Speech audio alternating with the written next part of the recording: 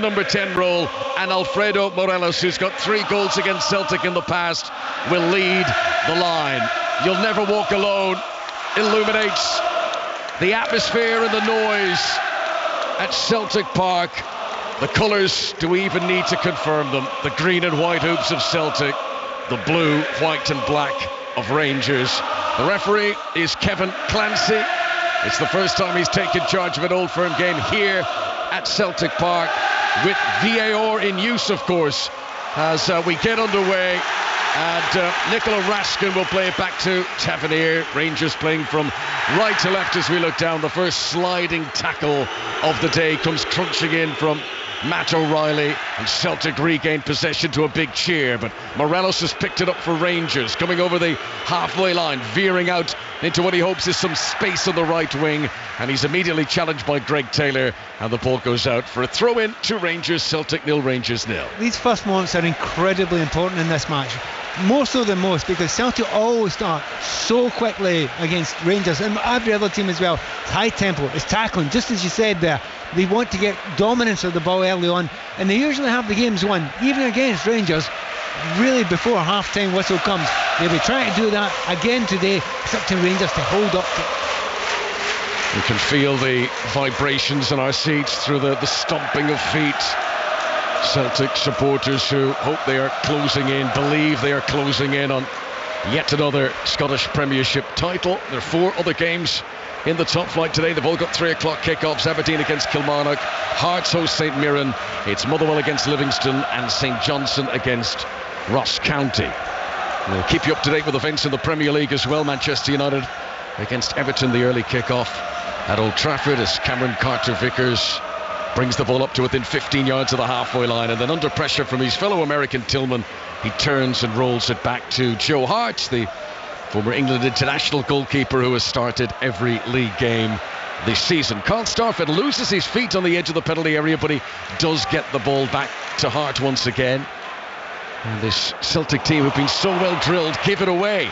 It's Aaron Moy releasing possession to Ryan Kent into the penalty area for Rangers, left-hand side with the yellow boots, dancing over the ball, waiting for some support to come. Raskin provides it, but the cross then too close to Joe Hart, and Celtic regain possession once again. Great distribution. Hart out towards Maida on the left wing, who shows good strength to hold up the ball and roll it back to Greg Taylor. Celtic hoping that they can fall into their familiar attacking pattern, which has brought them such good fortune this season already. Jota onto Aaron Moy, crossing position on the right hand side, level with the edge of the penalty area. Celtic attack, he gives it back to Alistair Johnson, who made his Celtic debut against Rangers back in January, and now in field to Carter-Vickers once again. And Celtic with 1 or 2 misplaced touches, but in the main have looked nice and comfortable in these opening minutes at Celtic Park. Dyson Maida again, the 25-year-old Japanese international, held up on the edge of the penalty area by Todd Cantwell. The ball goes out for a Celtic throw. Pat Nevin. It hasn't calmed down, but you don't expect it to calm down this early on. I mean, these are 2 quite technical sides. You know, in times gone past, it hasn't always looked that way with Celtic Rangers games. You know, never mind the ball got on with the game, usually being the comment, but these are 2 decent technical sides with some good players. It's just if the good players can. Well, that's a poor play there. That's a really poor pass by Cameron Vickers. Morelos was onto it. Hart had come 25 yards out of his penalty area, but it needed a sliding intervention from Carl Starfelt to get there ahead of Morelos, and it's more uncertainty for Celtic. Yeah, and Hart came out there, and he didn't need to come out there. I mean, if he loses that there, it's a walk-in for Morelos. A couple of edgy moments in that back line at Celtic so far. Even with the 9-point lead at the top of the table, Celtic displaying evidence of some nerves here. Throw in for the home side. One of the things you mentioned earlier on, the fact that VAR will be in use today. A lot of people have been complaining it's not been used well in Scotland a number of times this season. However, if you're a Rangers fan, you should be quite pleased about it, because if there's no VAR, the pressure on the referee is extraordinary with none of your fans there. Manchester United can move back above Newcastle today into third. Mas Faruqi is at Old Trafford. Underway, Manchester United against Everton. Yeah, and a good start for Manchester United. Conor Sabitzer with a shot that was deflected wide of the left-hand post by Jordan Pickford for Manchester United's first corner. They're on the attack at the moment, Manchester United. Goalless though, Manchester United 0, Everton 0, 3.5 minutes played. Thanks, man. Some big games this weekend. Liverpool host Arsenal tomorrow. Nothing bigger in Glasgow though than this meeting of Celtic and Rangers. Celtic in possession with Callum McGregor in the midfield. He looks up and picks out Aaron Moy, right hand side. Ahead of him is Jota, who's provided so many goals and assists for Celtic this season. Brings it to the byline, but another misplaced pass. Drones from the Celtic fans as it's given away again. Tillman tries to counter and he's immediately shut down by Matt O'Reilly. Celtic get it back. Alistair Johnson on the right hand side. Lovely ball in. Kyogo controls with the chest, finishes through the legs of the goalkeeper, but the flag is raised. It's not going to count. The Japanese striker was offside. He took it brilliantly, but the flag went up immediately from assistant David McGeechee down below us. Pat. It just shows you the movement of Kyogo is absolutely exceptional. It did look about a yard offside, but the ball came to him, he had his back to the goal. He was at an angle, one touch, and then put it in the back of the net through McGregor's legs. He wasn't to know he was offside. They will have had a look at that, and I think it's absolutely the right decision. We carry on. Excellent finish from Kyogo Furuhashi, but he was offside. A let off maybe for Rangers. And free kick awarded to the visitors midway inside their own half. Glorious day here. Blue skies, blazing sunshine. Very different atmosphere outside, not the usual enormous police presence ahead of these games because there are no supporters. Celtic fans were enjoying the sunshine as they made their way into the ground today. John Suter takes the free kick, looking for Morelos on the edge of the penalty area. Wrestled off the ball by the strong Swede Carl Starfelt. Celtic should clear it away here with the Canadian Alistair Johnson on the right hand side. He's confident, gives it infield to Carter Vickers, low to the feet of Aaron Moy. Celtic play their way through the Rangers press and make it up to the halfway line with Greg Taylor. A poor pass again though, looking for Moy, cut out by Malik Tillman. Tillman then is challenged and loses his footing, and Celtic try to break into the penalty area left hand side, but the pass doesn't work its way through to Dyson Maeda. Tackles flying in all over the place. Celtic fans raucous, still 0-0.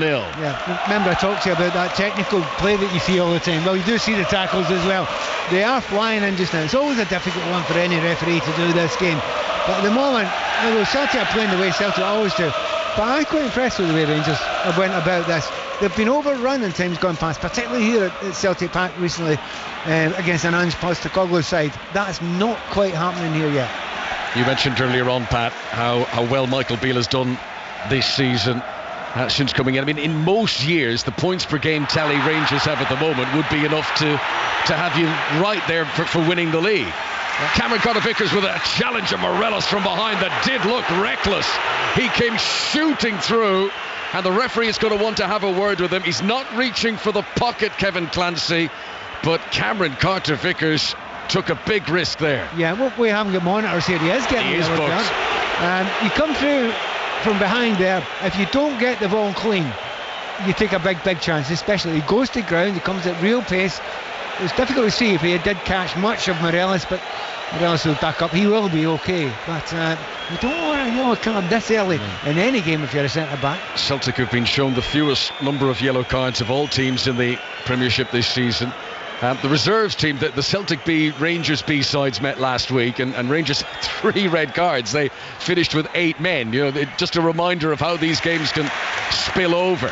Aaron Moy plays a pass to Alistair Johnson where he's very little room to manoeuvre, and it's blocked away off Ryan Kenton out for a Celtic throw. I think there haven't been as many sending offs recently in the main game, but it doesn't mean there's going to be any lack of talent tackling.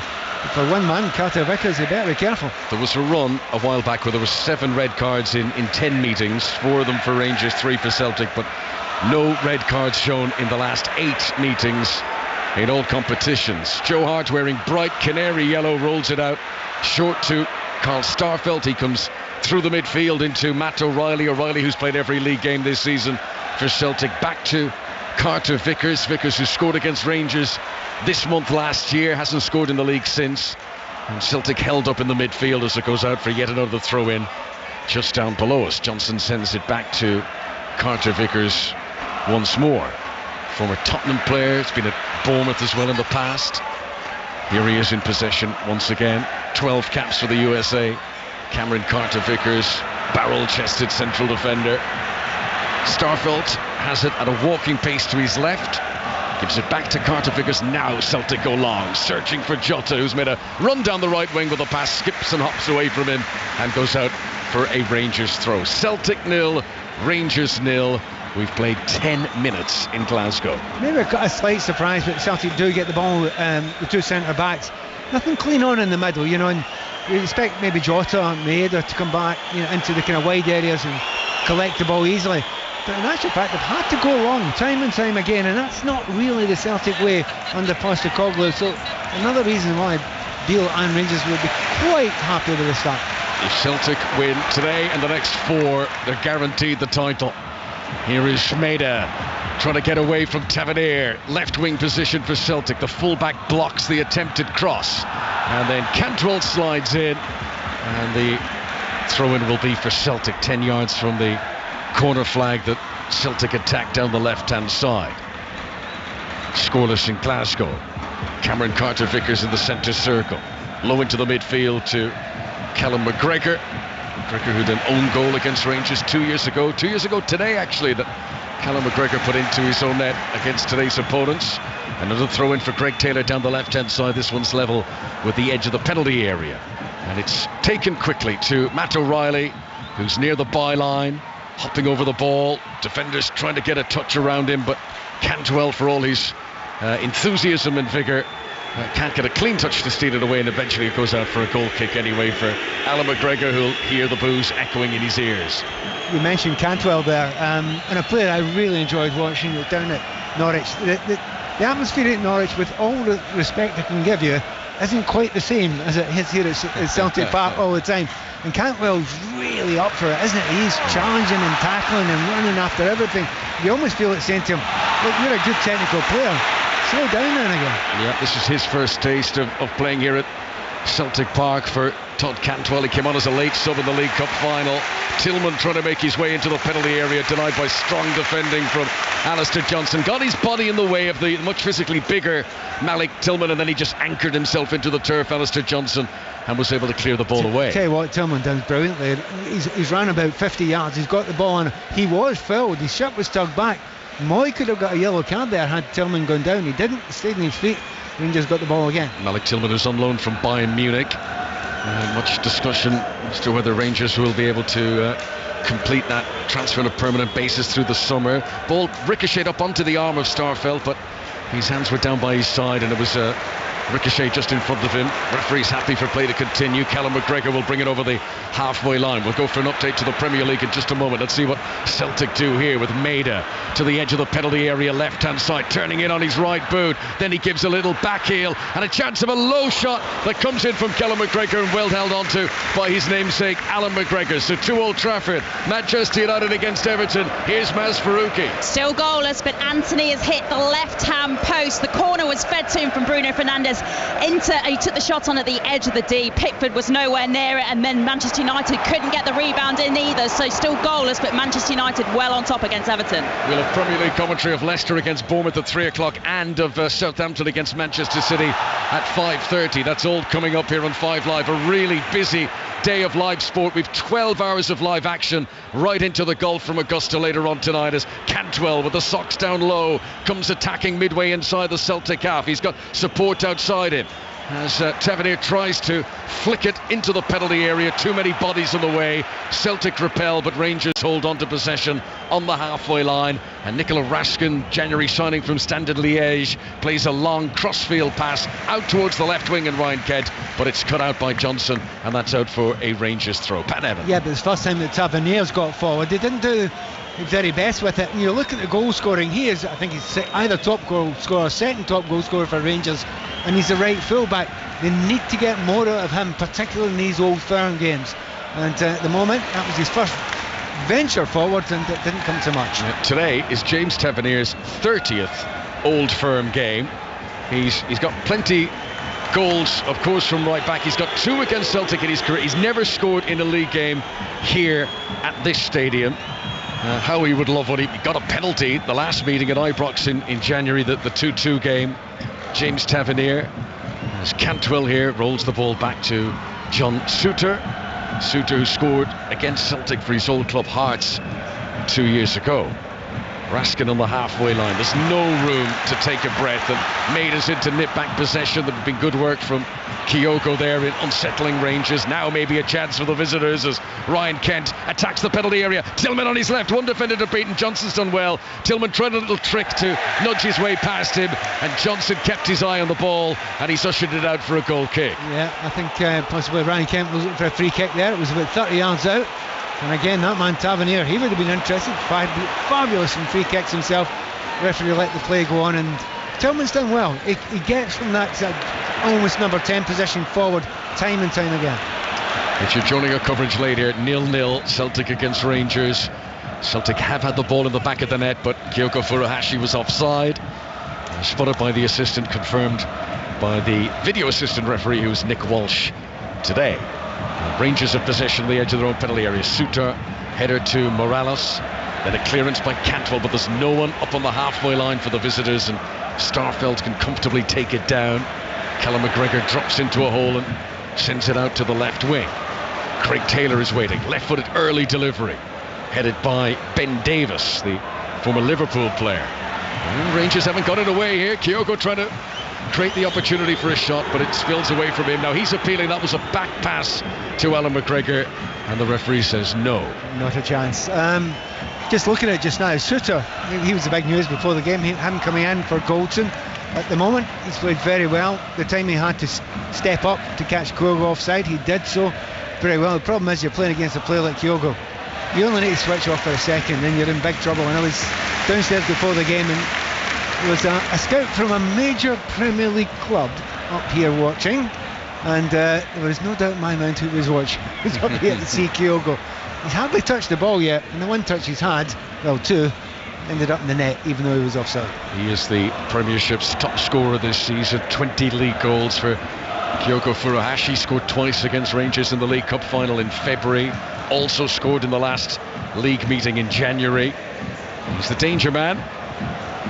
A game that Celtic have had the majority of possession in so far, but a few nervy looking errors at times have given opportunities to Rangers too. It's a wee bit cleverer from Rangers than I've seen them before here. They've not been panicked. Here comes McGregor. Good run from Callum McGregor for Celtic. Gives it to Jota, number 17 on his back. That's a lovely jink. Shot is powerful and saved by Alan McGregor. There was real venom and momentum behind that effort from Jota. And that's a deep breath for 41-year-old Alan McGregor. He acrobatically propelled his body in the air and pushed the shot away. He got plenty of pace in it. What Jota does, he can go down the line. Why he's very good and why he has a real effect in most games, he can go right and he can go left. Doesn't matter which wing he's on. On this occasion, there was an underlap again. Usually the underlap it comes from Alistair Johnston. In this case, it was Aaron Moy, and that created the space for him to come in. He only needs half a yard. Great power, but it was straight at McGregor. Here is the Croatian, Borna Barisic. Plays it long, left-footed, down the left wing for Rangers, where Johnson wins the header, but Morelos, who's sharp, manages to nip in and get possession back down on the deck for the visitors. Here comes Raskin through the middle of the midfield, supported by Ryan Jack. Now out to Tavernier on the right wing. Taylor just backing away from him, knows that Tavernier's got a trick or two. Raskin collects again. This is just outside the penalty area that Rangers are attacking. Right hand side, no goals in the Old Firm derby here at Celtic Park. Tavernier now with a chance to look up, but he doesn't send the long cross, just gives a little prod ahead towards Cantwell. Cantwell's challenged by Starfelt, and the ball goes out for a Rangers throw. And they look so much different when Tavernier's up there, you know, just like most full-backs now, they want to almost play in the wing as often as they can, but he has to develop a better understanding with Cantwell. When they work together, they're two very good players and they can be dangerous.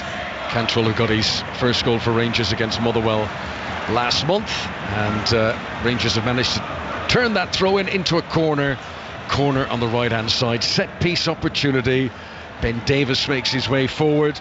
John Souttar, who's a A fine specimen of a central defender, very obvious targets to aim for. And apart from Kyogo, who stayed up on the halfway line, Celtic have got everyone back to defend this. Corner out in the sunshine, right hand side as Rangers come forward. They're all blocking Hart there, so he can't come out. There's a flurry of players inside the 6-yard box. Keeper can't move. Ball is headed in. Morelos scores, but there's been a push in there. He was away celebrating. He was running to the corner flag. It was a good finish, but there had been a push on a defender in front of him in the build-up, spotted by the referee Kevin Clancy, and we've now had a disallowed goal at both ends. Yeah, just the way it came in there. I mean, the keeper wasn't getting near it, and whether he's given it against the push in the keeper, I mean, honestly, thought it was. I have to say, I didn't see a lot wrong with it, but the referee was very, very quick. He just thought, he felt there'd been a push, and I was trying to see who had come off. I thought it would come off and it was an own goal almost, but the referee's happy that his decision's right, and so is VAR. Yeah, Nick Walsh, the video assistant referee, confirms the goal is disallowed. That's brought a cheer from the Celtic fans, as you can imagine. We don't have the benefit of action replay monitors here in our position here at Celtic Park, but we're hearing confirmation. Yeah, no foul on the. There was no foul on the.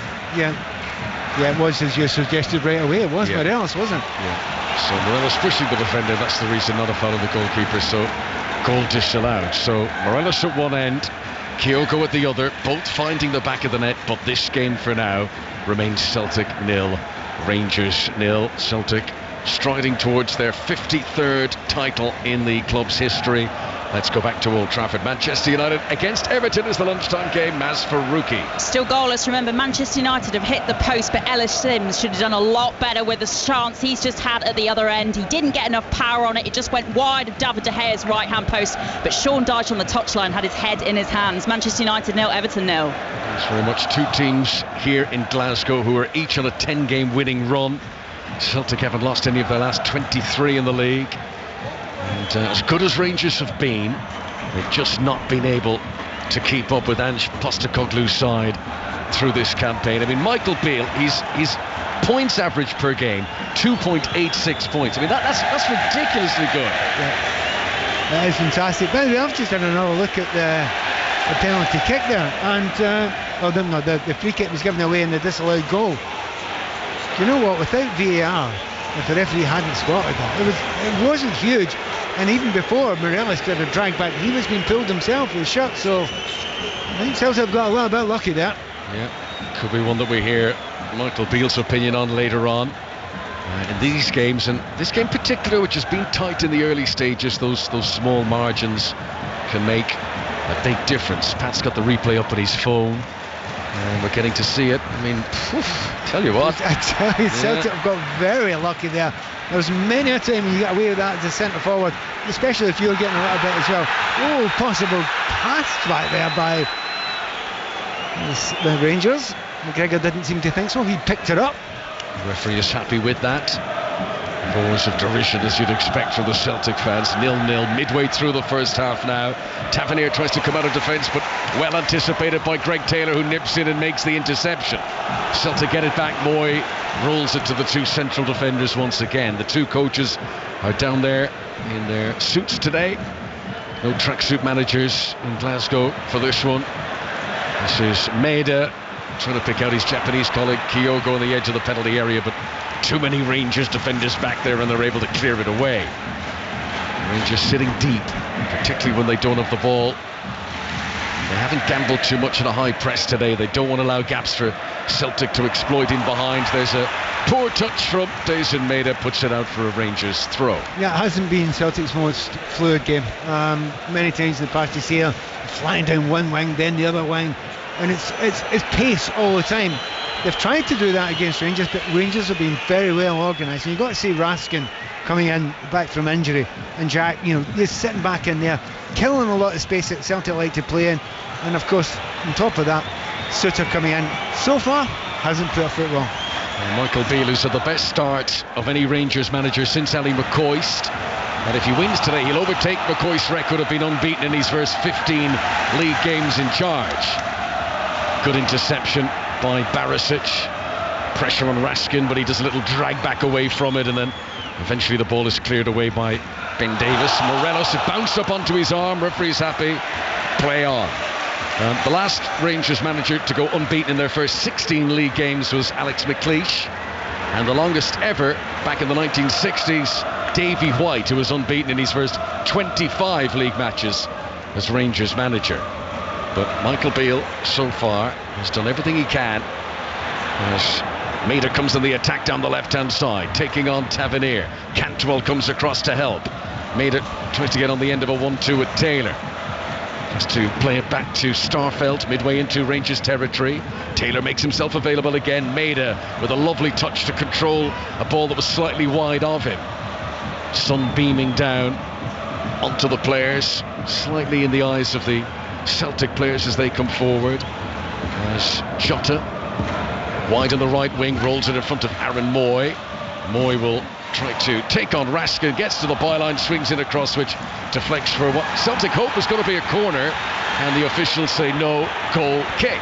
0-0. Tough one to call. Both players went in at the same time there, and if it is a tough one to call and it's a 50-50, it always goes to the defenders there. But a little bit of pressure again, but I think Celtic will be disappointed that, you know, the players they expect to do the really good stuff, like Maida's not really, but has best on the left hand side, and Jota, he's been fairly well marshalled so far as well on the right. The 87th Masters continues later on live from Augusta. They've had terrible weather over there. You can hear all about it on 5 Live and BBC Sounds through the weekend. Coverage at 9 p.m. this evening from 8 p.m. tomorrow as well. And you can watch in-play clips on the BBC Sport website, which is worth looking out for the best of the action there too. 0-0 here at Celtic Park. Celtic on the attack. Good touch by O'Reilly in the penalty area. Pulls it back. Kyogo! Wonderful swivel and shot. Right-footed into the bottom of the net. He was about 8 yards out, and Rangers won't going to stop him from there. Celtic on their way to the title in Scotland, their 53rd title in the top tier. Is the gap stretching to 12 points today? It's Celtic 1, Rangers 0. It's the Premiership's top scorer, Kyogo Furuhashi. Well, I reckon Kyogo Furuhashi has had 4 touches today. 2 of them have ended up in the back of the net. First one obviously was called offside, but you know, he's got back to the goal, the ball's away from him. His first touch just kills the pace of the ball, and you know he's going to swivel it. You know he's going to get it on target. The keeper's going to have to do something special to stop it. Not a hope in the world. And well, that scout I seen before the game, he'll be hugely impressed, because once again, as I said to him, you won't find many strikers with better movement in the British game today than Kyogo Furuhashi. Take your eye off him for a second and you're in trouble. Yeah, strikers, you can have movement, you can have touches, you can be involved in the build-up, but they'll always be ranked on their goals.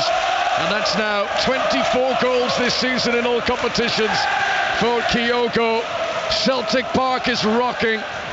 The green smoke plumes bellowing in the gentle breeze as Tillman tries to come on the attack for Rangers. His pass is in front of Todd Cantwell, and we could go back to Old Trafford for the latest of Manchester United against Everton with Maz Farouki. Still goalless, but another great couple of chances for United. Fernandes with a lovely ball to Anthony on the right. He made the run into the area. He should have fed in Rashford, but he opted to take the shot on himself as they go on the attack again. And Pickford blocking a Rashford chance at that point. Pickford being kept very, very busy, the England number 1 at the moment. Still Manchester United 0, Everton 0, 27 minutes on the clock. Thanks, Maz. Leicester against Bournemouth, the 3 o'clock commentary on 5 Live. We will bring you all the action. Southampton against Manchester City at 5:32. Tomorrow there are 2 Premier League games on 5 Live. Leeds against Palace at 2, and a big one at Anfield. Liverpool against Arsenal. That's the 4:30 game. Here in Glasgow, Celtic have got the breakthrough. Reward for their early pressure, the goal from Kyogo. Celtic 1, Rangers 0. Rangers without Connor Goldson. And now an even steeper mountain to climb as Tavernier comes on the attack down the right hand side. Gives it short to Ryan Kent. Kent, who scored against Celtic in the last league meeting back in January. Tillman with an opportunity, shoots just inside the penalty area. Kept it low, kept it powerful, but it flashed across the face of goal and wide. Yeah, with Celtic not being at their absolute best, still found themselves 1-0 up. and they don't often lose from positions like this, Celtic. However, Rangers try to react as positively as they can. But if they lose another goal before half-time, it'll just feel like Groundhog Day against Celtic, because it happens very regularly with Rangers. They get seen off in the first half, and it's just too big a mountain to climb. No away fans inside the ground. Celtic supporters gleefully celebrating the events, and they'll cheer everything now, every throw-in, every free kick decision. Now they'll go nuts because it's gone the other way. They all thought that was going to be a Celtic throw. Rangers throw, attacking down the left-hand side. Morelos, who's had the ball in the back of the net when this match was still at 0-0, controversially disallowed. How that might have changed the trajectory of things, but as it stands, Celtic lead by the goal to 0. Here is the Colombian giving the ball away. Left wing position for the visitors, Rangers. Matt O'Reilly back helping out the defence, wins the ball, and challenged by Morelos. He sees it out for a goal kick, which Joe Hart takes immediately. Party atmosphere amongst the Celtic supporters. Aaron Moy, short ball in front of Alistair Johnson. His 11th league appearance for Celtic. What a ball that is in front of Jota. Down the right wing, in a race to the byline. He gets there first, swings it across, nearly an own goal. One central defender off another, and it could have gone into the back of the Rangers net. And very fortunately for Alan McGregor, it popped into his gloves. Yeah, the brilliant ball, as you say, right down there. Jota has to take it first time, puts a horrible ball for defenders in there. Shooter does the right thing. Barrett catches his teammate almost within the net. Cantrell's given it away. Jota shoots. McGregor parries, and he pushes it out of the penalty area. The game has gone up a notch in terms of pace and intensity since the goal. Cantrell has had a good game, but that was a dreadful pass, and he gave away the shooting position to Jota. McGregor, acrobatically leaping to his left, managed to push it clear, but Celtic remain on the attack down the left-hand side with Greg Taylor. Back to the centre circle. Cameron Carter-Vickers. Celtic supporters much louder now, almost like there was a little nervous trepidation until they got their noses in front, but now you can feel the relief. Well, this feels like Celtic now. This feels the way they play when they're at their best. Tails are up now, but they don't say we've gone one goal up, we'll take it easy. No, they press the accelerator. That's what they do under Postecoglou. And just looking back at the goal itself, I mean, it sums up what Celtic do. It's the fullback gets to the byline. They've got such a positive attitude of everyone that possibly can get forward, and they've got exactly what they wanted at the end of it, and they've now got a free kick in a dangerous area. There is a smell of sulphur in the air from the pyrotechnics that have been released. Free kick is played into the penalty area, and under some pressure, Ben Davis nods it away, and out for a throw into Celtic down the right-hand side. No time to waste for Alistair Johnson. Celtic have got a little taste of blood here. They want to build on it, but as Moy gave it back to him, Johnson unable to control, and what was a Celtic attacking throw-in becomes a Rangers defensive throw. Barisic to Davis, hounded by Kyogo, and Rangers have been penned in at the moment, much to the glee of Celtic support. Yeah, Kyogo's there, he's trying to lift them as well. He doesn't need to lift them much. I mean, they're all singing just now anyway, but it just shows you the difference in Kyogo. And since we first seen him here, you know, he seemed like a shy lad. He come in, he is now at godlike status with the Celtic fans. Goal came midway through the first half. Not an early goal today. The earliest ever in an Old Firm match was Chris Sutton scoring after 19 seconds back in 2002. You can hear Chris along with Robbie Savage later on this evening for 6:06 here on 5 Live. That's after the Southampton-Manchester City game. So around 7:30 tonight here on 5 Live. Your chance to get involved. I'm sure plenty of Celtic fans will be wanting to do so if it stays like this. Celtic 1, Rangers 0. Kent can't control. Ball goes out just down below us for a Celtic throw-in in the sunshine. Alistair Johnson sends it back to Cameron Carter-Vickers, and there's space in a more central location for Carl Starfelt. He spreads it out wide to the left wing to Dyson Maeda. Maeda to within 10 yards of the Rangers penalty area. Cantwell veers in close to him. Maeda turns and retreats.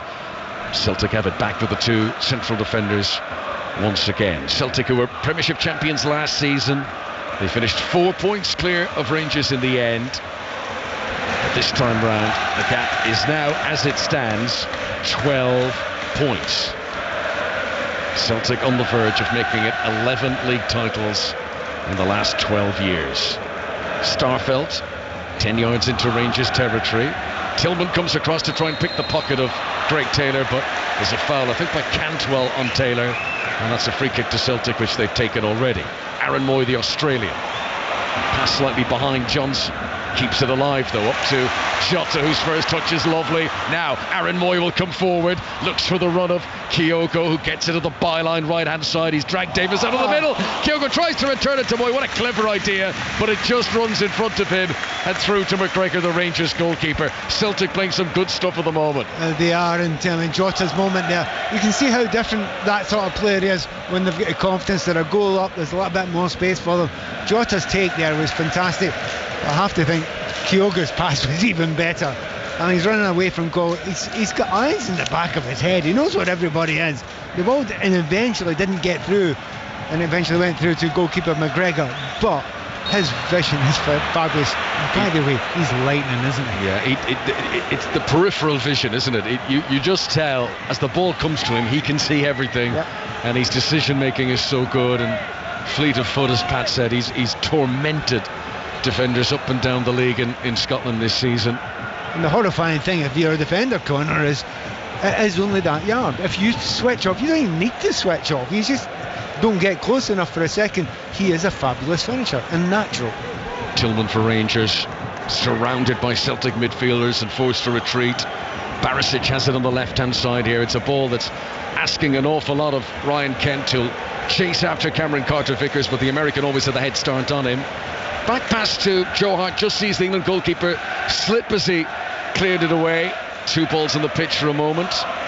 Second of them punched away by Nicola Raskin. The Rangers get a throw in down the left hand side. All is not lost yet, but this is proving difficult for Rangers now. Throw in by Barisic, gets it back from Kent. Jota slides in on him, puts it out for another Rangers throw. Rangers almost got a corner kick there, and I think it almost looks like their best opportunities are going to come from either free kicks or corner kicks, because they do look dangerous in those areas. Sutter's dangerous when he can come forward, but he's under pressure just now. Barisic cut out by Alistair Johnson as he tried to play it down the left wing. Throw into Rangers once again. Celtic who travel to Kilmarnock next Saturday, then it's Motherwell here at Celtic Park, and then the next Old Firm derby at Ibrox Sunday, April 30th. No, actually, that's the Scottish Cup semi-final, isn't it? That's at Hampden Park. You have to watch out, but there's so many Celtic Rangers game every season, and they're never dull. Right, we've had the goal here at Celtic. There is now word of a goal reaching us from Old Trafford. Manchester United, Everton, Maz Farouki. And it's gone the way we thought it would. They deserve it, really. McTominay with the opener for Manchester United. 6 yards out from the right, fed in by Rashford, who's been brilliant going forward for Manchester United. Manchester United 1, Everton 0. Minutes to go until half-time here in Glasgow, and 1-0 to Celtic the score here. Pat Evan. Can we call him the free scoring Scott McTominay at the moment? Saying he's scored 4 goals for Scotland during that break there. He's just been pushed forward a wee bit, and he is quite capable, and he's shown it now. He is on a roll. Manchester United's number 39. As Joe Hart's possession here for Celtic. Ooh, not the greatest pass, but Johnson received it so well. Little turn away from Ryan Kent, and then Alistair Johnson is fouled as Tillman and Kent tried to double up on him. There's a little bit of pushing and shoving. Callum McGregor and Nicola Raskin, who were trying to get possession of the ball after the whistle had already blown, and other players come streaming in, and the referee Kevin Clancy has to try and pour cold water and calm it all down. Well, both players had their hands up, pushing each other up quite high, and there are some referees, well, certainly in past times, they've got the yellow cards out for that. It is a card for the pair of them. Yeah, and I would not argue with that for a second. Maybe once, but they pushed each other 2 or 3 times.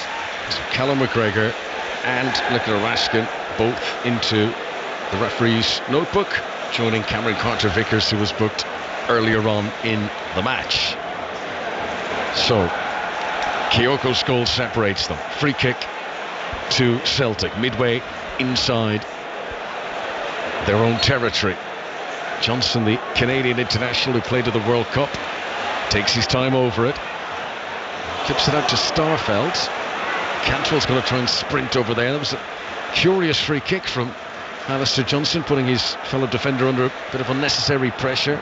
John Souttar heads the ball away. Tillman nods it on twice for himself. Excellent skill. And then plays a pass in front of Ryan Kent, who's got to run out to the quarter flag to try and keep it in play. Pushes it off Alistair Johnson and then runs into the defender. The referee says that's a foul. Free kick to Celtic, who are winning those 50-50 battles at the moment. Yeah, but Rangers are putting up a bit of a fight. You've got to say that. I mean, they're not losing their heads quite yet, but they're certainly pushing Celtic back a little bit. They're not creating that many chances, just that one possible opportunity that they didn't get. And just watching this again, the pushing and shoving from McGregor, and I tell you what, Cal McGregor, he's got to be very careful. I think there's a wee slap in the face there, and if your hand goes up that high, I mean, well done. Neither player went rolling on the ground as if they'd been poleaxed. We've got 5 minutes to go until half-time here at Celtic Park. Let's bring in Roddy Forsyth at this stage. Roddy, what have you made of the game so far? Well, the Rangers start was the best I've seen from them since the Scottish Cup semi-final at Hampden Park last year when they beat Celtic, and one felt that if they could be graced with a goal, of which we thought that Morelos had scored, then suddenly this would be a wholly different scenario. But it's the usual Celtic form at Celtic Park. Ange Postecoglou will be pleased at how professional his team have been here today. Crunching tackle in on Tillman on the halfway line, and he's slow to get back to his feet. Referee Kevin Clancy was right beside that. He said it was hard but fair challenge and play on. Yeah, and if it is, I mean, he's coming from behind him then. If he does catch him there, it could be trouble. Remember, we've got VARs, but I don't think it didn't look like a sending off to me. No, it was Alistair Johnson who came crunching in to the American Tillman. Canada versus USA there.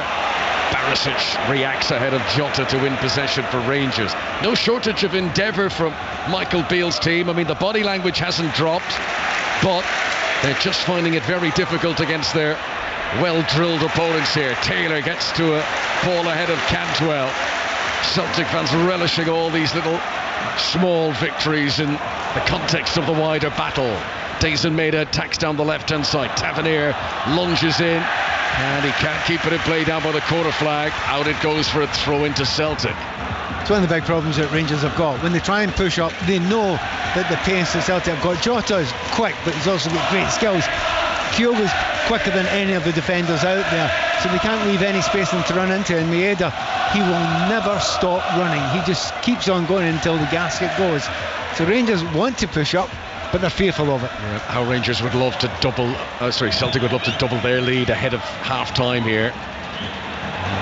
Rangers at 1-0 will know this is very much alive for a comeback, but at 2-0 in this context, no away fans, that might be it. And Celtic have shown this season, if they get a healthy lead up, they can really rack up the goals at times.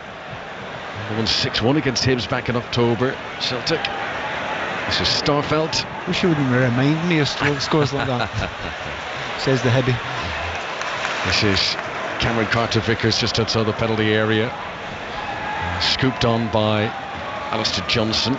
Well played Jota, very little room to manoeuvre. Two opponents around him, and he smuggled the pass back to the full-back. Here he is again. Oh, not so good this time for the Portuguese player. Losing out to Raskin, and Rangers have it with Cantwell now. Midway inside Celtic territory. The hunger of Celtic players to swarm around him there, though, sums up the performance of Postecoglou's team here. And another attempted Rangers attack comes to a halt. Well, you don't get a game for Ange Postecoglou unless you work at that level. And by the way, you can keep on working at that level. If you stop at any point, you will come off. And there's somebody else who's going to do exactly the same sort of thing. And that's what Rangers have struggled over a period of time to live with.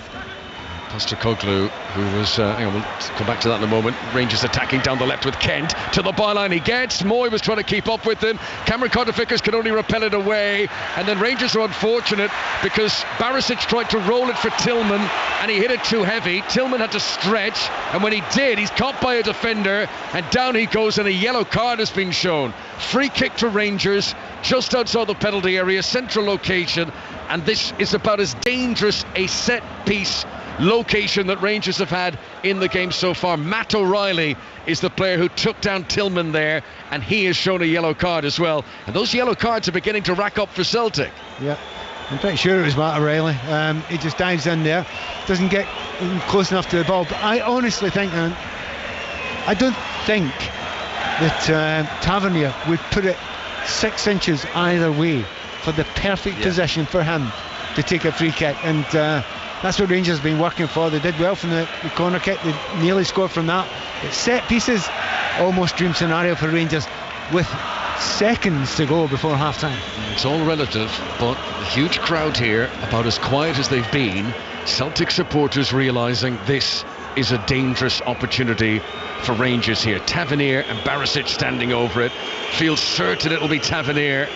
Takes the run up almost at 90 degrees from where he's going to hit the shot. Here it comes, wraps the foot around it. Brilliant goal from James Tavernier. That's a world-class free kick just when Rangers needed it. And there may be no supporters here for the visitors, but the Rangers players celebrate that. Huge moment in the game. Rangers ahead of half-time are back on level terms. Celtic won, Rangers won. Perfect free kick from Tavernier. It's no surprise because he's one of the best in the business, and I don't mean in Scotland, I mean anywhere. He is phenomenal. Perfect position for him. Rangers have been looking for that for quite some time. They finally get a free kick from there, but he does put it perfectly underneath the crossbar, touches the crossbar with pace. Nothing Joe Hart can do about it. Game on again. Oh, the timing of that as we move into stoppages at the end of the first half. 2 minutes to be added on. James Tavernier has completely changed the complexion of this game. Celtic fans were on easy street. They were singing, they were happy. Celtic were winning all the 50-50 battles. The opening goal from Kyogo having Celtic looking such like champions-elect. But that Tavernier goal has upended things, and Rangers will be so buoyant now as they head towards the changing room shortly for half-time. It was a brilliant free kick, and that challenge from Matt O'Reilly, very costly now, giving it away in such a dangerous position. Yeah, he's diving in there, and you look back at it, did he really need to dive in there? Players going away from the play, okay, he's about 22 yards out, but it's not a dangerous position he's going to have a shot at, so dives in there, gives away, and it's a slight exaggeration, but it ain't far away for a penalty kick when you've got Tavernier from that situation. Yeah. Well, no Rangers fans inside the stadium, but you could imagine in the bars around Glasgow of a blue persuasion that will have gone down very well. I took my headphones off immediately just to hear the noise, and there wasn't any. You can't, well, as I say, he's getting carried away with everyone else. Another yellow card. It's time for Cantwell. We're used to games with maybe very small travelling contingents, but no Rangers fans at all in here. I mean, it's always the time if anyone desperate for a ticket at a big game like this, they might go into the home end as an away fan and try to be incognito. It's the one time they might give themselves away and betray themselves is if their team scores a goal. Nobody, I mean, around the stadium, no one was showing any allegiance towards Tavernier there as the referee blows the whistle for half-time. We've got a game in our hands here. Kyogo Furuhashi took his goal very well for Celtic, but Rangers have shown real quality. The quality that Michael Beale has instilled in them this season, and they are back on level terms, 1-1 here at Celtic Park. Yeah, Pat Nevin. Plenty happening in this game. Yes, Celtic have had most of the play, and when Kyogo scored, you think, well, that's just classic, typical Kyogo. You couldn't read the script, but then you couldn't write the script because it's written already. But then you do exactly the same for Rangers. They get the man they want there from 23 yards out. Tavernier puts it into the top corner.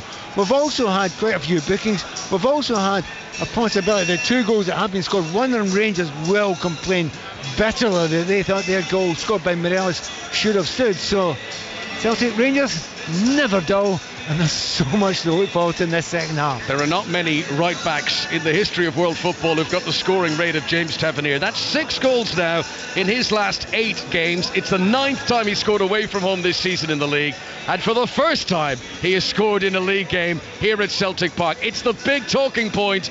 Tavernier's free kick. It's Celtic 1, Rangers 1. Roddy, will you ever hear a quieter reaction to a better goal? The only time I've heard anything like this was during the COVID lockdown, when there was almost nobody in the stadium, and even then the benches were noisy. But yes, it's an extraordinary phenomenon. I thought I'd seen everything, but when you decide to have no away supporters and the away team scores, you create a circumstance for yourself that was not what you intended. From a Celtic perspective, Pat, are we seeing both what Ange Postecoglou has done with this team and the power of his recruitment in the space of 45 minutes? Yeah, I mean, we all know about Kyogo. I mean, we talked. I remember doing first game we did up here for Radio 5 Live, and I hesitated for a moment and then used him in the same sentence as Henrik Larsson. Yeah, and you can, because the goal scoring is phenomenal. The movement is absolutely brilliant. And yeah, the players that he's brought in, and it's not just the players that he's brought in that play just now. If someone having a quiet time, the quality he's got to come in and lift the game again is fantastic. But even so, still not, they've still not completely wiped the floor with Rangers here, in this game, and Rangers are on a very good run themselves. So what a phenomenal lift to get to exactly the right moment if you're Rangers just now. By the way, I must interrupt this just to say to you, there's a great example of the Celtic youth policy in the stand right in front of us. There's a 7-month-old baby in a full Celtic strip being held aloft. I did wonder what Connor was laughing at earlier, and now I know. Thank you very much, guys. Brilliant half that. Celtic 1, Rangers 1. Of course, we'll be back for second half commentary. James Tavernier with the free kick. His brother Marcus will be hoping to help Bournemouth beat Leicester down at the bottom of the Premier League later. That's our live commentary at 3 o'clock. The other early kick-off in the Premier League is at Old Trafford. Jordan Pickford's having the game of his life, and it still doesn't matter, Maz. Yeah, I was going to say he's been far and away Everton's best player by some distance, Steve, and that pretty much tells you the story of this game so far. Manchester United 1, Everton 0. Scott McTominay peeling off the defender 6 yards out. A good finish from the right from a player full of confidence at the moment. Rashford doing so well in the build-up as well to keep possession for United as 3 or 4 Everton players tried to dispossess him at the edge of the area. Anthony earlier hit the post. He should have fed in Rashford as well on a couple of occasions, but has opted to take the shots on instead, which Pickford has blocked. He's blocked some bits of chances as well. Ellis Sims has had far and away Everton's best chance, but his finish at the other end without power and wide of the post is certainly one he'll not want to watch back. And yeah, Jordan Pickford having the game of his life, but Everton still trail here at Old Trafford 1-0 at half time. And if it stays like that, Manchester United will move above Newcastle into third position in the Premier League table. Newcastle at Brentford later, massive day down the bottom of the Premier League table. So we'll take you for the first time to the King Power Stadium. We'll also discuss one of the only teams who know they'll be in the Premier League next season, and that's Burnley. That's all after the latest news on 5 Live with Richard Foster. Listen on BBC Sounds. This is BBC Radio 5 Live. Thanks, Steve. Good afternoon. Hospital managers are warning that up to 250,000 appointments and operations could be postponed due to next week's planned 4-day strike by junior doctors in England. The Health Secretary, Steve Barclay, has been urged to meet unions this weekend to try to resolve the issue. Ministers say pay talks to try to resolve the dispute can only take place if the BMA calls off its industrial action. A 12-year-old boy has appeared in court in Sheffield accused of murdering a 60-year-old woman. Marcia Grant was fatally injured when she was hit by a car in the Greenhill area on Wednesday. The boy's been remanded into secure accommodation. Delays are building for cross-channel traffic in Calais. The ferry company DFDS says coaches are facing 3-hour waits at border control there. P&O's advising passengers to take snacks and water with them. Authorities in Dover say traffic is flowing freely through the port there. And a performance of the Bodyguard musicals had to be abandoned after audience members got too rowdy. Police were called to Manchester's Palace Theatre last night to deal with the disturbance. Break into a world of true crime on BBC Sounds with Lucy Worsley's Lady Killers. This is the story of how an ordinary woman who witnessed the killing of her husband found herself on trial for his murder. And the Lazarus Heist. Soon, millions of dollars worth of banknotes are spilling out of cash points around the world. True crime podcasts. Listen on BBC Sounds. Why is it called a smart speaker? Because it's smart. You ask it to do something and it'll be done. Just say, smart speaker, ask BBC Sounds to play your favourite music mix. Oh, that's nice.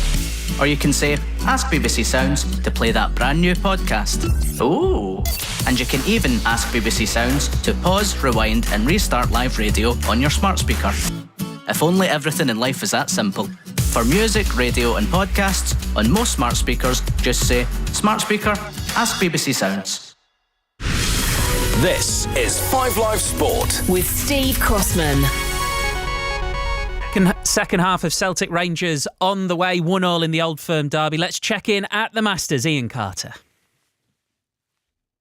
Completion of the second round after yesterday's delays. 39 players had to come back this morning and return in what are very chilly, grey, overcast and damp conditions. It's breezy as well. Brooks Koepka, remember, is the leader at 12 under par. His closest rival, Jon Rahm, has completed a par on the 10th and the 11th. He remains at 9 under par, and that's 3 shots off the lead. The other narrative for this, really, the coming sort of couple of hours, Steve, is Tiger Woods. He's at 2 over par. He had to resume with a really tricky tee shot on the little par 3 12th.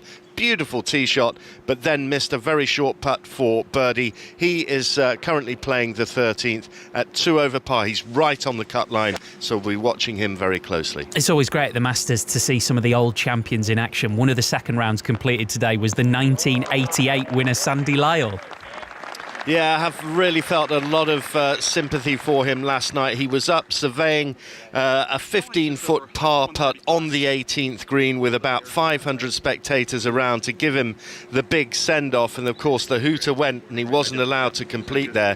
So he had to come back this morning, first thing in the morning, just for 2 putts as it turned out. He finished 20 over par. It doesn't matter. It was his 42nd Masters. It was his 101st and final major, and at the age of 65 we can now officially say that one of the greatest golfers that Britain has ever produced, Sandy Lyle, has now officially retired. There were a smattering of spectators around, not quite the send-off that a great career deserved, but nonetheless he was all smiles as he walked off, applauded around the green and trudged off to the recorder's hut, as I say, finishing at 20 over par, but that doesn't really matter. No, of course not. Ian, thank you so much. Correspondent Ian Carter, who's with us all day, our live coverage. The leaders will be out later on, 9 p.m. tonight, live on 5 Live with Mark Chapman and the team out at Augusta. Now, last night in the Championship, Burnley beat Middlesbrough 2-1 to book their return to the Premier League. They've done it with 7 games to go. Here's their boss, Vincent Kompany. It's an achievement, but we're not a winner yet, so we don't have the trophy. I'm happy, though. I'm really happy. I could really enjoy it. I enjoyed the day from the moment we drove the bus all the way to the stadium. And I think I'll remember every minute from this trip for the rest of my life. Vincent, you're a Premier League manager. What does that mean to you? Yeah, it's a good question. I don't know. The achievement, though, is to get promoted from the Championship, and I haven't achieved anything in the Premier League yet. So I'm looking forward, hopefully, to bring a team who can compete, who can have fun as well in the Premier League, and the work has started already a long time ago, but we'll continue the work to make the squad competitive for next season. Talking about the squad, as a player, you've been in some incredible dressing rooms. As a manager, just tell me how good that group is in there. They're outstanding. They're actually, when I see them there, they're just a bunch of kids, and it's funny to see them enjoy, celebrate, and I keep telling them, remember, make those memories, and I really drink it in. We all start the season with dreams and hopes of achievements, but they're so rare. And this is a moment for us, and I hope they'll enjoy it. So level but never satisfied. Vincent Kompany, the Burnley manager, there with Lee Blakeman. Let's bring in our senior football reporter Ian Dennis, who's at the King Power for us today. Afternoon, Ian. Hello, Steve. We'll get to the bottom of the Premier League, but Burnley are back. I know, and they've done it with a style and a swagger. Down to Vincent Kompany and Craig Bellamy, who've helped transform the club, really, to get them promoted. I think any promotion, whether it be Burnley or Ebbsfleet, obviously got promoted into to the National League. To do it around this time now is an incredible achievement. To do it around Easter time speaks volumes for both teams in many ways. But I think from Vincent Kompany's point of view, it's the way that they've done it, that the style of football. And obviously now he's only focused on now winning the title. And despite the celebrations last night, I heard him talking about, want everybody in focus for the game against Sheffield United on Monday. But I think he's a man who's humble. He's a man of real stature. He's focused. He also is a man of detail. And I was told during the week, for instance, last Friday they played Sunderland. At the weekend, didn't have the weekend off. He was on a scouting mission in Denmark. And that, I think, tells you about his work ethic as well. Yeah, and his players are training today, by the way. One other bit of news from the Championship: Mick McCarthy's left Blackpool by mutual consent. They were beaten 3-1 by Cardiff yesterday, and they're second from bottom. So we know Burnley will be in the Premier League next season. There's at least 8 Premier League teams, maybe more, that don't know that. And today you've got 2 that are right in the mix. I know, pivotal game this one. Bournemouth and Leicester down in the relegation zone. No away team in any of the 11 Premier League meetings between these two has actually prevailed. Southampton have got it all to do against Manchester City. They're, of course, bottom of the table. We've heard about Everton, who are one of those clutch of clubs like Bournemouth, Forest, West Ham, are all on 27 points. I think with the Palace win last week and the fact that they've appointed Roy Hodgson, I'm going to disregard Crystal Palace now from the relegation picture. I think they're in their remaining 9 games. They should get the 6 points that I think would probably be sufficient to keep them up under the tutelage of Roy Hodgson and Ray Lewington. But anyone from that 13th down, really in the mire. And it's going to be a fascinating afternoon when you think that every game has got something riding on it this afternoon. So I know there's no Football League action, but with the reporters at the other 5 other games at 3 o'clock, it's going to be a really busy and important afternoon of football. What are you looking out for now? What are you looking out as an indicator that somebody can get out of it with so many teams right in it? Well, they're down there for a reason, because they can't score the goals and they can't keep clean sheets. But I did something during the pandemic that a member of the League Managers Association told me, that when you've got 9 games remaining, how surprising it is that very little changes down at the bottom. Anyway, so during the pandemic, I worked my way through every Premier League season, and he was right. There is very, very little change with 9 games to go. I suspect this season of all seasons, that might alter that theory because of how congested it is. Although, if you recall, back on the final day of 2011, there were still 2 relegation places that were available going into the final day that day, where you had 5 clubs separated by just a point.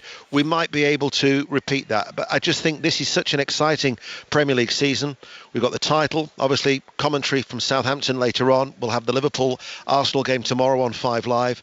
The top 4, where you've got Manchester United, Newcastle and Tottenham Hotspur, and then you've got this free-for-all to try and survive down at the bottom. So both of these clubs are down there for a reason. They can't keep clean sheets, and Leicester, since the World Cup, or since the resumption of the World Cup, have collected the fewest points in the top flight. So they're all making decisions to try and get a bounce. Whether that happens today with Leicester, didn't happen in midweek. Got to say, I'm a bit surprised that they haven't had anybody lined up.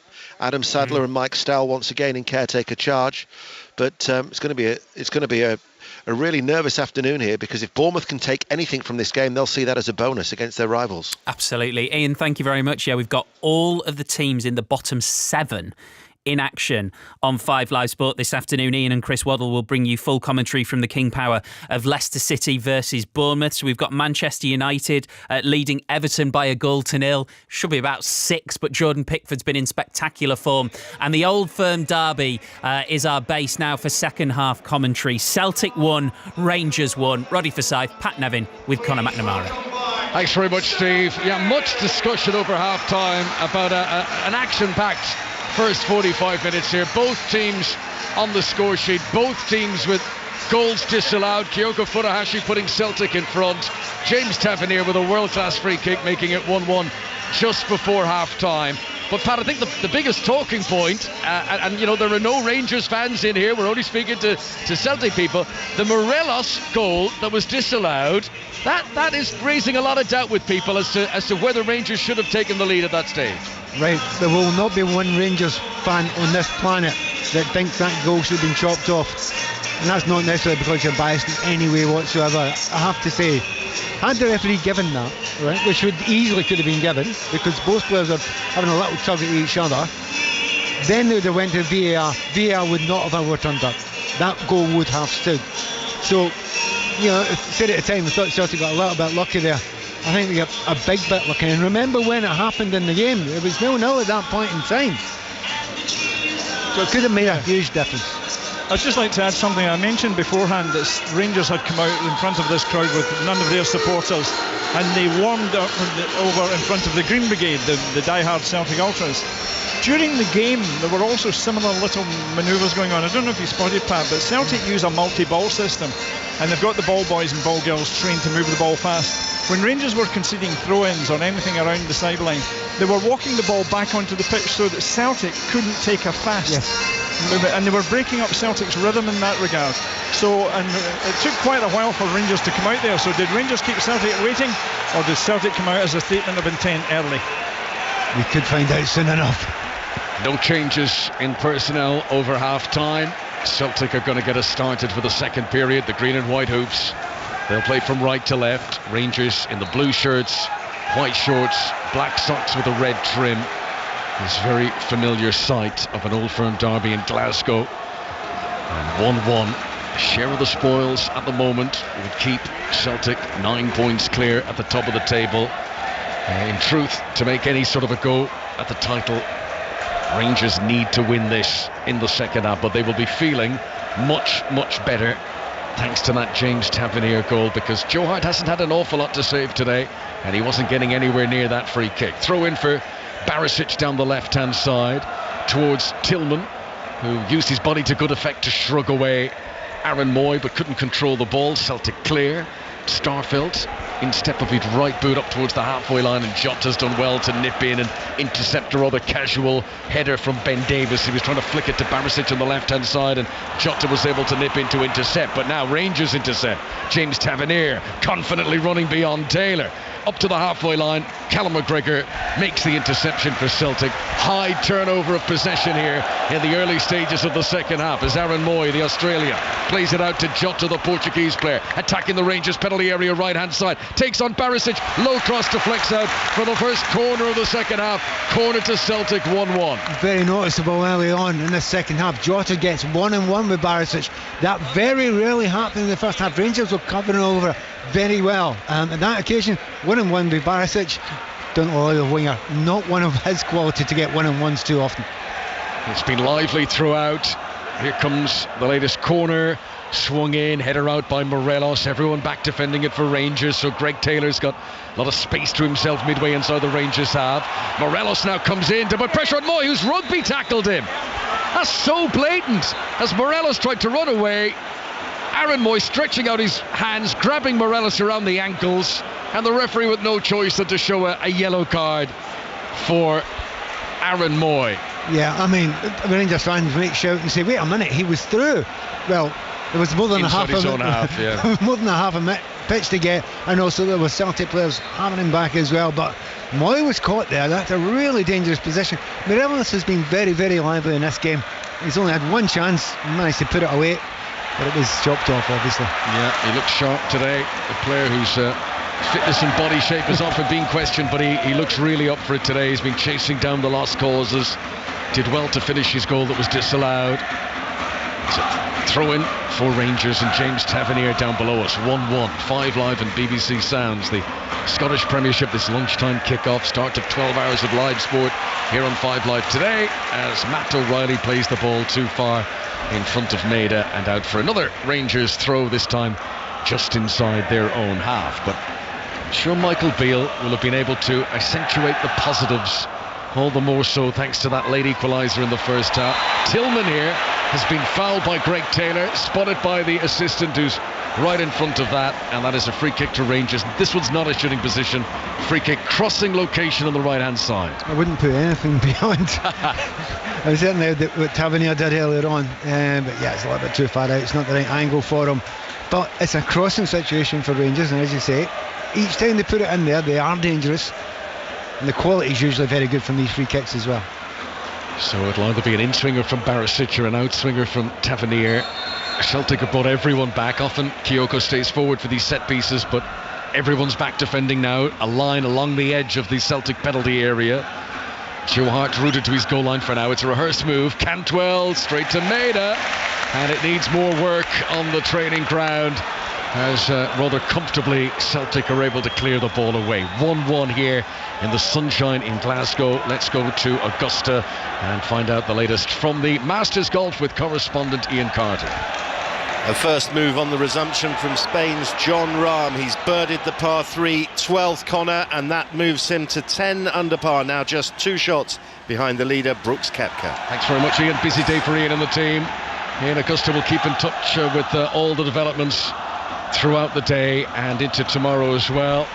This is Nicola Rankin, 15 yards outside the Celtic penalty area. Rangers have got a good spell of possession here inside their opponent's half. It's probably the longest that they've been in the entire game in Celtic territory. Tavernier sends it across on the right-hand side, too high for Tillman. Falls for Morelos! Saved by Joe Hart. Morelos kept it low. Tried to beat the goalkeeper at the near post. Hart reacted well to push it out for a corner.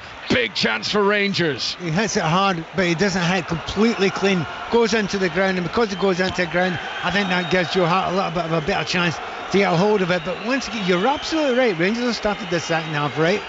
They started it not exactly on fire, but they know that they can control games when Celtic tire a little bit. And at the moment, that is the question that's in the air. Yes, Morelos will be disappointed not to have scored there, but he did get the shot on target. And now all sorts of jostling for position in front of the goalkeeper as we wait for this corner to come in. Tavernier's going to cross to take it on the far side. Flag swirling around behind him. Celtic won, Rangers won, the top 2 in the table. And here comes the delivery from Tavernier. There's a real whip on that. Morelos header comes off a defender. And does it go for another corner? No. Goal kick.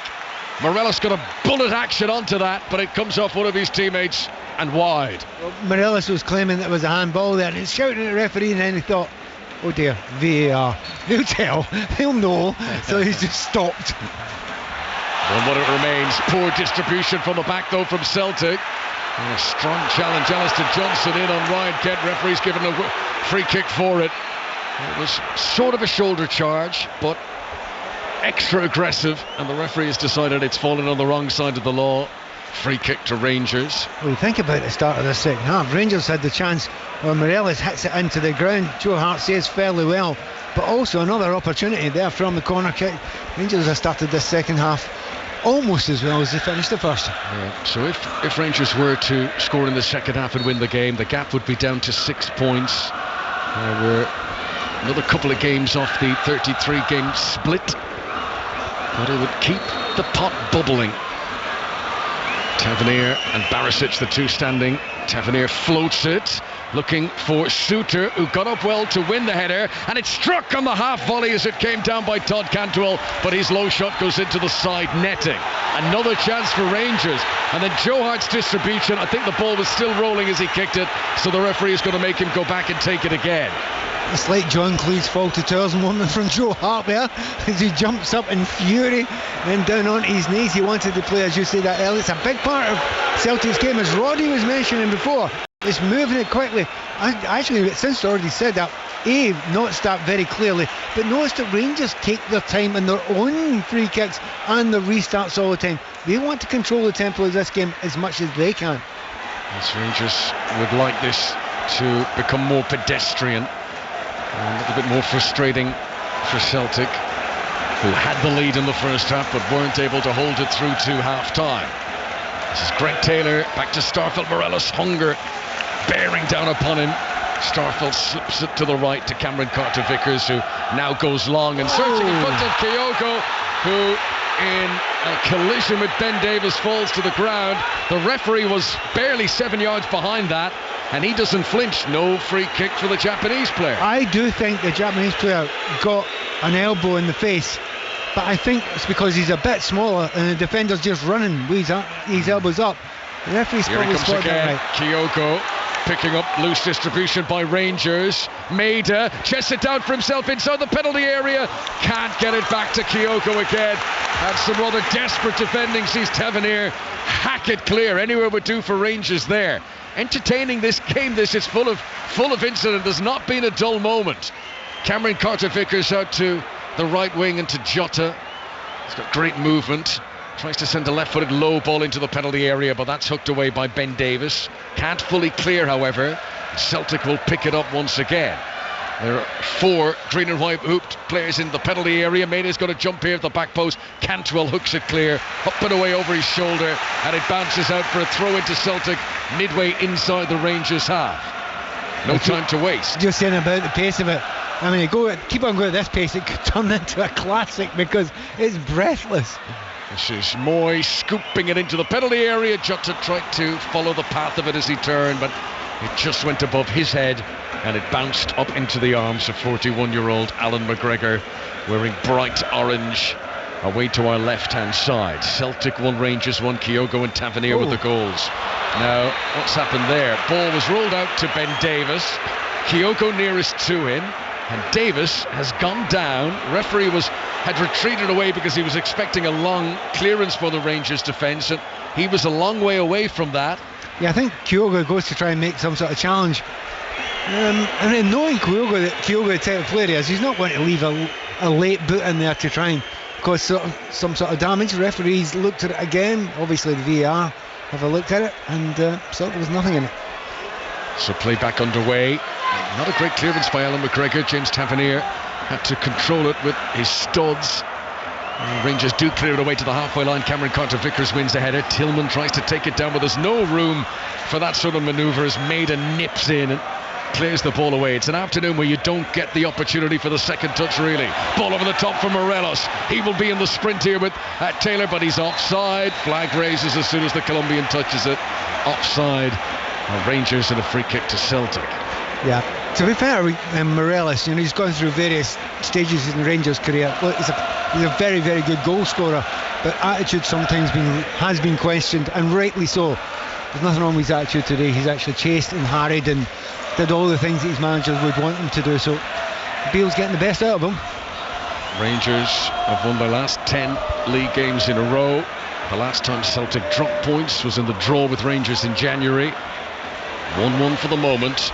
Can Michael Beale's team take the lead for the first time this afternoon? Greg Taylor rolls it back to Cameron Carter-Vickers. Celtic playing from right to left as we look down. A possession inside their own half. Good ball forward to Aaron Moy, who keeps it moving. Looking for Jota on the right wing. Barisic retreating towards his own penalty area. Stoops down low to flick the header away, but Celtic get it back with Callum McGregor in the midfield. Here's Aaron Moy. Right-hand side as Celtic come forward. Jota back into Callum McGregor. There's room on the near side. Here is Taylor. Might fancy one. No, lays it off to Maida. Low ball from inside the penalty area. Sits up in front of Matt O'Reilly. Spins it back. Must be there for Kyogo. Somehow it's saved on the goal line.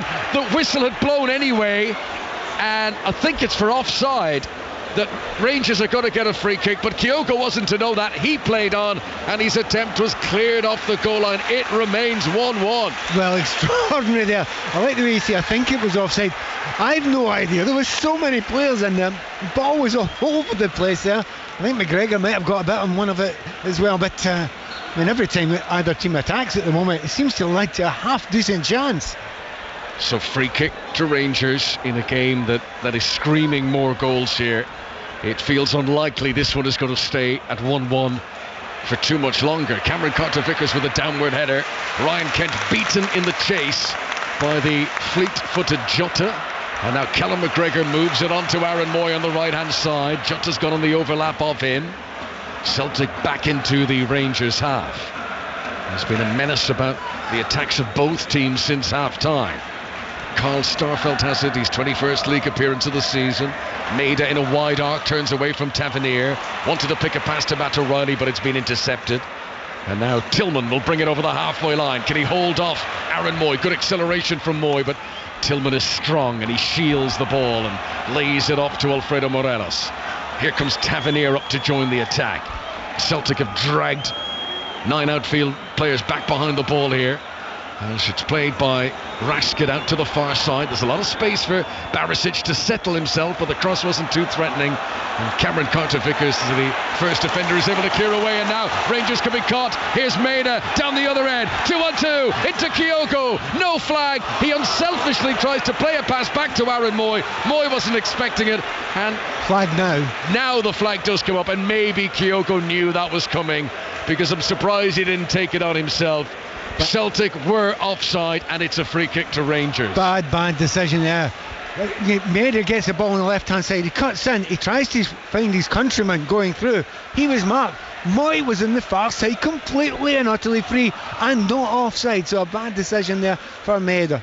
Rangers trying to keep the title race alive here in Scotland. Arsenal and Manchester City both this weekend in action in the Premier League in their title battle. But the battle for the top four is absolutely intriguing. Manchester United are hosting Everton at Old Trafford this afternoon. It's the lunchtime kickoff, and Maz Farouki's there for us. Hour played, still Manchester United 1, Everton 0. United dominating possession in the second half without creating an awful lot clear cut in front of goal. And Eric ten Hag's brought on Anthony Martial. 3 subs for Everton as well. Mikalenko, Garner and Davies on. They've really got to try and change things up to make something happen here. They still trail by a goal to 0. Thanks very much. It was at Goodison on Monday when Everton were able to come up with a wonderful late equaliser to deny Tottenham a win at Goodison. Sean Dyche's side won't give up right till the very end there. We'll be back to Maz if there's any developments here at Celtic Park. Moy into Jota, wrong foot of the goalkeeper but just wide. That was a clever shot, swivelled, played it towards the near post, and had that been just inside the post, I think Alan McGregor would have been in big trouble. I think he was flat-footed there, McGregor there. He'd gone to the back post. He's very good at twisting and turning with a shot in one movement, Jota. Not as good as Kyogo, obviously. But at the moment, I think Celtic are thinking of making a change. I wouldn't be surprised if one of the midfielders could be made that's possibly O'Reilly as well, would make a change, because at the moment Rangers have got too many chances for Celtic's comfort, and particularly Tavernier coming down the right hand side. Tillman is on the receiving end of quite a bit of rough treatment in this second half in particular. He's down again for a free kick, and Celtic prepare to make their first change of the afternoon. Aaron Moy, who is on his return from injury, made the starting 11 today but won't get to see any more of the game than this. He comes off, and Tomoki Iwata, the player who started ahead of him against Ross County last time out, comes on instead. It is the Japanese international's birthday today. He turns 26, and Iwata comes on into the Celtic midfield. And I'm not convinced it will make them any weaker, and that's what Celtic have got. They can bring on energy, and the work rate from all the Japanese players that Celtic have got has always been incredible, and it certainly adds something to that today with no Hatate. Yeah, that start against Ross County was Iwata's first in a Celtic shirt, and he had 4 substitute appearances before that in the league. A player the Celtic fans are still getting to know properly, but they've been impressed with what they've seen in him so far. He came on as a sub in the League Cup final against Rangers back in February. 1-1 here in the Old Firm derby in Glasgow. Cameron Carter-Vickers plays a nice pass, and a cross low in by Johnson from the right hand side is met at the front post by Ben Davis, and he hasn't fully cleared, and it's there for Kyogo, and he turns and he swivels and he shoots it low. The angle was tight, the shot was clean. Kyogo gives Celtic the lead again. 2 goals for the Japanese player. Rangers didn't see it out. Davis with the interception, but he didn't clear it, and Celtic pounce to make it 2-1. Well, first of all, poor defending. You need to be able to clear that one. They didn't clear it, but Jota, he didn't give up. It was a lost cause. He chased it down and he expected the ball to be slammed away, but because he chased it, he got a little bit of a deflection that was needed there, and it fell beautifully to Kyogo. Doesn't need to fall anyway to Kyogo. He's got another terrible angle, but he always seems to get it on target. The ball's behind him, he's turned and he swivelled, and I think it goes through the goalkeeper's legs and into the net. He is extraordinary at that, Kyogo. Absolutely extraordinary. Ben Davis with the first touch, he comes across, and Pat Davis tries to keep the ball in play. Why doesn't he put it out for a corner? He tries to keep it in play, and that's what forces him to give it away. Yeah, I think he expected Jota not to go and challenge and get close to him, but because Jota probably took his eye, he maybe slightly panicked for a second, but that's from nothing, absolutely nothing. Rangers have gifted Celtic the lead again. The tap of celebration gets turned on again for Celtic. As things stand, Ange Postecoglou's team are going 12 points clear. It's a lead that will feel insurmountable. Today's been the one opportunity on the horizon where Rangers felt they could claw a little bit back and hope for a miracle going into the final stages. But if they lose here, it's surely all over. And the 2 goals from Kyogo have got Celtic in front. The green smoke bombs are out in evidence again. The flags are waving again. Kyogo, who's up to 25 goals now for Celtic in all competitions this season. He goes down under a challenge from Ryan Jack. No free kick given by the referee. Tavernier's in trouble here, under pressure from Maida. Tavernier did well. Back to Alan McGregor, and the goalkeeper clears right-footed up to the halfway line. Chested down efficiently by Tillman. Ryan Jack over to Ryan Kent. Rangers having to work hard to get over the halfway line. Back to Ryan Jack again, but Conor McGregor nips in to challenge him. Celtic get it back briefly. There's a slide from Suter, and then an upending challenge by Ryan Jack completely catapults Callum McGregor up into the air, but the referee says it's a fair challenge, and that more than anything sums up the competitive nature of this game today. Ball goes out of play. Well, the tackle with Jack that goes in there, and McGregor and Jack, they were going to be coming together at some point. Give him his due, McGregor. He got up and he tapped Suter in the back of the head and said, well done. Yeah, there was no song and dance made of that by Callum McGregor, who's dished out a few heavy challenges today and now been on the receiving end. Here's Kyogo looking for the hat-trick, but Ben Davis manages to shield his shot away for a corner. Celtic fans in delirium now. It's pandemonium in Celtic Park. Well, they want the party to begin just now. But you think about it, every time the ball gets to Kyogo, it almost always ends up on target, a shot with pace towards the corner. The percentage of touches he's had today, and many of them have ended up in the net, it's very high. 25 minutes to go. Celtic lead 2-1. Corner is swung in, headed out by the tall Tillman. Controlled by Callum McGregor on the edge of the penalty area. Back to Ryan Kent, who's lost out here. Jota has a little trick up his sleeve but can't beat Tillman the second time, and the ball goes out for a throw-in. And it's 2-1 to Celtic on their way to a 12-point lead as it stands. Back to the Premier League, back to Old Trafford. Maz Faruqi. Still Manchester United 1, Everton 0, but a great chance for a second for United. A Bruno Fernandes header just tipped over the crossbar by Jordan Pickford. United looking really dangerous when they attack at pace on the counter-attack. But Everton building their way into this game a little bit more. They still trail 1-0. Thanks very much, Maz. Celtic attack down the left wing has ended up with Todd Cantwell lying on the ground, hand across his face, and I think he's signalling that he feels he's been struck by a flailing arm. Yep, he's got up. I mean, that's very similar to what happened a few moments ago with Kyogo. You know, there was a hand to the face, but I don't think on either occasion from the Celtic player or the Rangers player it was deliberate. It's just going at such a pace, isn't it? Things happen. Rangers preparing to make a change here. They've got their long unbeaten record to protect, and they're about to bring on Fashion Sakala, who between scoring and assists has been involved in more Premiership goals since the World Cup than any other player. Free kick to Rangers on the right hand side. Maida and Tillman carrying on the battle long after the whistle had blown, and the referee Clancy's got to come across and he wants a word with a pair of them. It's bubbling up a wee bit here, isn't it? You can feel, I mean, there's no sending offs yet. There's been a lot of bookings so far. Players are getting, the stress on them is huge. Rangers know just now they need to get something out of this. Oh, their championship chances are completely and utterly gone, whereas Celtic will fight tooth and nail to keep this, because they could almost cruise to the end of the season if they keep these 3 points in their pocket. Last chance saloon for Rangers. They need 2 goals to keep the title alive. Tavernier's got to take the free kick. But 15 yards into Celtic territory. Everyone back defending. Rangers still waiting to make the change. Tavernier's delivery towards the edge of the box and headed away. It was Alistair Johnson back there.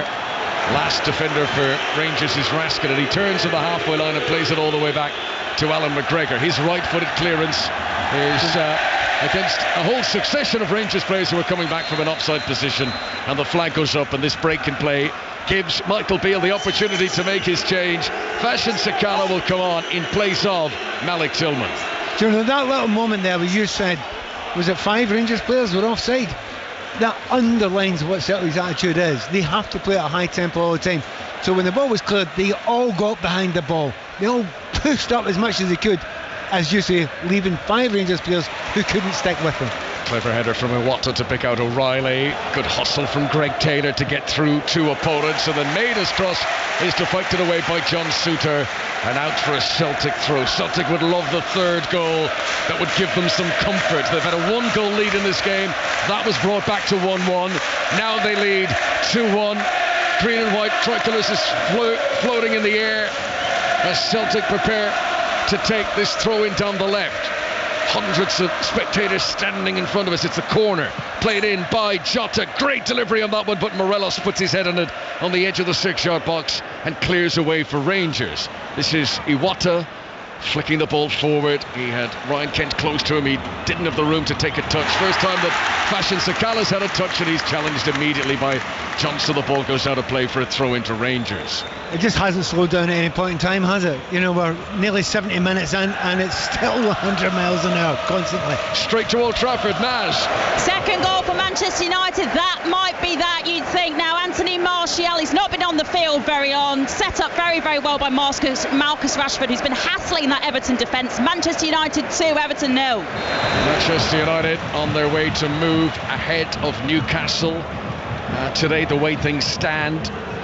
Later on today on 5 Live, we'll bring you commentary of Leicester against Bournemouth. That's our pick of the 3 o'clock games. Ian Dennis will be with Chris Waddle for that one. And later on at 5:30, Southampton against Manchester City. Chris Wise and Danny Gabbard on your commentary team there. This is 5 Live and BBC Sounds. Scottish Premiership. Celtic on the cusp of a 12-point, surely unassailable lead. So Maida tries to control, but can't get it under his grasp. Barisic swivels 360 degrees on the halfway line. Ryan Jack has to play it back to John Souttar, and now to the near touchline. James Tavernier for Rangers. Low ball to the feet of Alfredo Morelos. Holds it up well for Todd Cantwell. Challenge from Matt O'Reilly. Just holds up Nicola Raskin, but can't win possession back. Free kick to Rangers midway inside the Celtic half. Well, they got lucky there because, you know, they lost the ball. Didn't see a great deal wrong with that there, although not too many complaints for Celtic, but the ball was played over the top and it was a foot race between Souttar and Kyogo, which means it wasn't really a race. Kyogo was going to win that one. So the pattern of play here, Kyogo's goal after 26 minutes, Tavernier's free kick right on 45 ahead of half-time, and then Kyogo Furuhashi again after 62 minutes have given Celtic this 2-1 lead. Barisic takes the free kick this time for Rangers, floating it into the penalty area, looking for Souttar, jumping in the air against him as Matt O'Reilly, and the ball goes out for a goal kick to Celtic. Yeah, I'm just interested to watch Celtic now. Are there any point in time they're going to slow it down, not play quick free kicks when they can? Answer, no. They got on with it again. So we mentioned that our 3 o'clock commentary on 5 Live comes from the King Power Stadium today. Good stories. Leicester against Bournemouth, and Ian Dennis has got the team news. Ian. Certainly is, Connor, yes. 3 changes for Leicester City. Dewsbury Hall is suspended. There's no Mendy or Souttar. Amati, Pereira and Samari come in.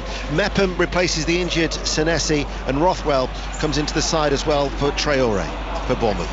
Thanks very much, Ian. Ian will be alongside Chris Waddle at 3 o'clock here on 5 Live for our usual round-the-ground service up and down the land. As here is Alistair Johnson for Celtic, drops the shoulder and accelerates away from 2 opponents. That's a great run for the right back. Here comes the cross into the centre, and Souttar diving down onto his knees heads the ball away. Johnson's had a good game today for Celtic. Yeah, he's really grown into that position, you know, since he came over, Canadian player. But as the game has gone on, he just got stronger and stronger, and now he's getting forward a little bit more, using his pace, and looks very dangerous. Celtic who had Josip Juranovic, the Croatian international who did so well at the World Cup, and disappointed to lose him, but excellent recruitment to bring in Alistair Johnson to fill the gap. As here's the chance, Jota comes out, goalkeeper's in trouble, McGregor's beaten, and Jota gets the breathing space for Celtic. 3-1 the lead. They're about to go 12 points clear at the top of the Scottish Premiership table. No away fans. It is pure joy inside Celtic Park as they roar the approval. Jota's 12th, 13th it should be goal of the season to make it 3-1, and Celtic so close to the title they can almost touch it. Yeah, it's once again Jota. I mean, question marks on early on in his Celtic career. Was he willing to work as hard as he had to work? And I don't know if that was answered until this season. He has chased absolutely everything today. He certainly was part of the reason why they scored the second goal, because he chased the ball down. And this time, I mean, it's dreadful defending. The ball's coming across there. Attempted pass back to McGregor. Awful, far too short. Jota's in there, chased it down and puts it away with ease. And Roddy, I'll tell you what, I don't know if you've seen that. Is that the sort of thing that you would expect from a Rangers player when the whole league season's on it? Well, when you think that the player who made that mistake was a player who's only played twice in the whole league season, it was a real error by John Souttar, which will be a blemish on his record, and yet there was always a gamble playing him, of course, given that Connor Golson normally occupies that position. Well, it's ear-splittingly loud here in Glasgow. Celtic 3, Rangers 1. Party move for a buoyant home support while the celebrations continue here and Celtic make some changes. Let's get some team news from Villa Park. Aston Villa against Nottingham Forest today. Here is Pat Murphy. Expectations high here at Villa Park. The home fans talking about Europe. They're unchanged from the side that won in midweek at Leicester, so Bailey keeps his place ahead of Bertrand Traore, who scored a superb late goal. As for Forest, Worrell plays in defence, Shelby in midfield, Lingard back in the squad, Denise is only a sub, no Aurier and Yates, they're injured. 1 point from 6 Forest, they need something today. Thanks very much, Pat. We'll be with Pat Murphy regularly throughout the afternoon on 5 Live from Villa Park for updates on Aston Villa against Nottingham Forest. John Southall is on the banks of the Thames at Craven Cottage this afternoon. Fulham against West Ham, and John's got the team news. Afternoon, Connor. After Wednesday's horror show against Newcastle, David Moyes has changed 3 of West Ham's back 4. Kara, Aguerd and Emerson replaced by Soufal, Bonner and Cresswell. Fornals replaces Paqueta and it's Ings in for Ben Rama. 3 changes for Fulham: Cedric Suarez and Tosin Adarabioyo in for Tete and Diop, and Willian is back in place of Solomon. Thanks very much, John. Celtic have made 2 changes. O has come onto the midfield in place of O'Reilly, and Haksabanovic has joined the attack for Jota. So Jota's last touch was putting the ball into the back of the net. Celtic have got wind in their sails now as Haksabanovic plays a through ball into the penalty area, made and nearly getting onto it. And Rangers are hanging on now at 3-1 down. Another of the 3 o'clock games in the Premier League this afternoon is at Molineux. Wolves against Chelsea. John Bennett is there for us and has the teams. And Frank Lampard only makes 2 changes on his return as Chelsea boss. Conor Gallagher and Raheem Sterling replace N'Golo Kante, who's rested, and Ben Chilwell, who's on the bench. So it's a 4-3-3 formation. Mason Mount is out injured. For Wolves, 3 changes. Podence, João Gomez and ex-Chelsea striker Diego Costa all come in. The scene here at Celtic Park is one of pure delight, and it's actually a remarkable sight. You've got around the stadium everyone doing the Poznan, turning their backs, linking their arms, jumping up and down. It creates this optical illusion of wobbly jelly around the stadium. They of course call their Poznan the huddle here in Glasgow, those of the green and white persuasion. But just to give the illustration for people more used to the German version of the dance, and with no away fans in here, it's remarkable to see an entire stadium doing that dance together is quite the sight. Well, all the party tricks are coming out just now, not just from the players, not from the Celtic fans as well, and it must be very hard if you're a Rangers player out there just now.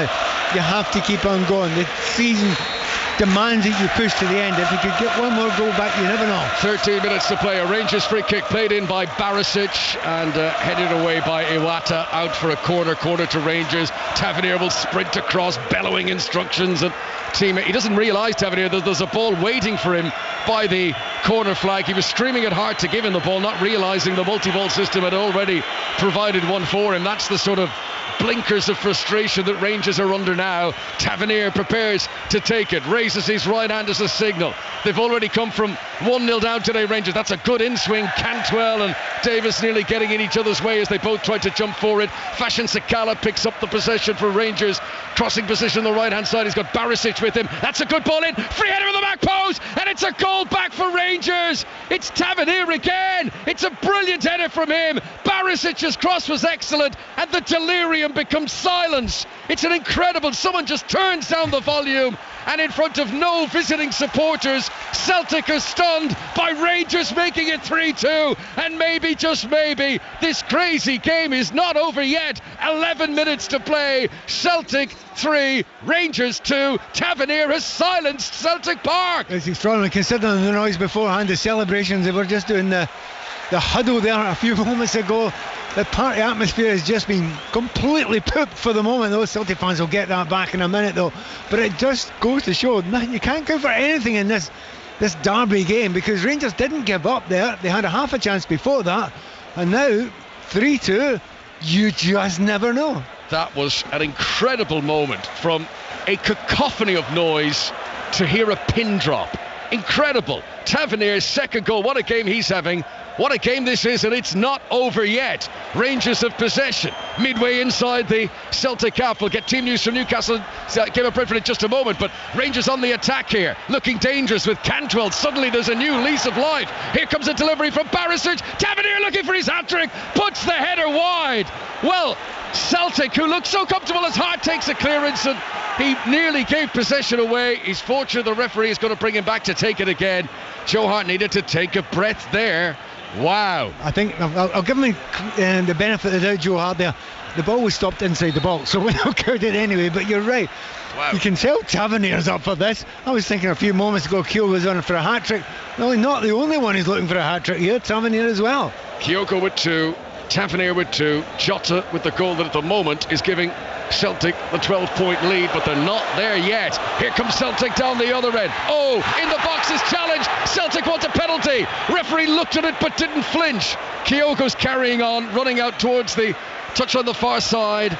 He's got 2 defenders around him. He's wrestling to try and get in front of Ben Davis, and eventually the free kick is given in Celtic's favour. I'm sure the VAR will be looking in the background at the challenge on O inside the penalty area. While they sort all that out, let's go to the G-Tech Community Stadium. Brentford against Newcastle. Team news from Katie Smith. Yeah, 3 changes for Brentford. Sharda De Silva, Hickey in, and Burmo, Damsgaard, Roslev out from that loss to Manchester United midweek. 2 changes for Newcastle. They are currently pushed down to 4th by United. Wilson swapped out for Isak. Joe Linton moves into the front 3. Sam Maximin out of the matchday squad with a hamstring issue. Joe Willock starts in the midfield.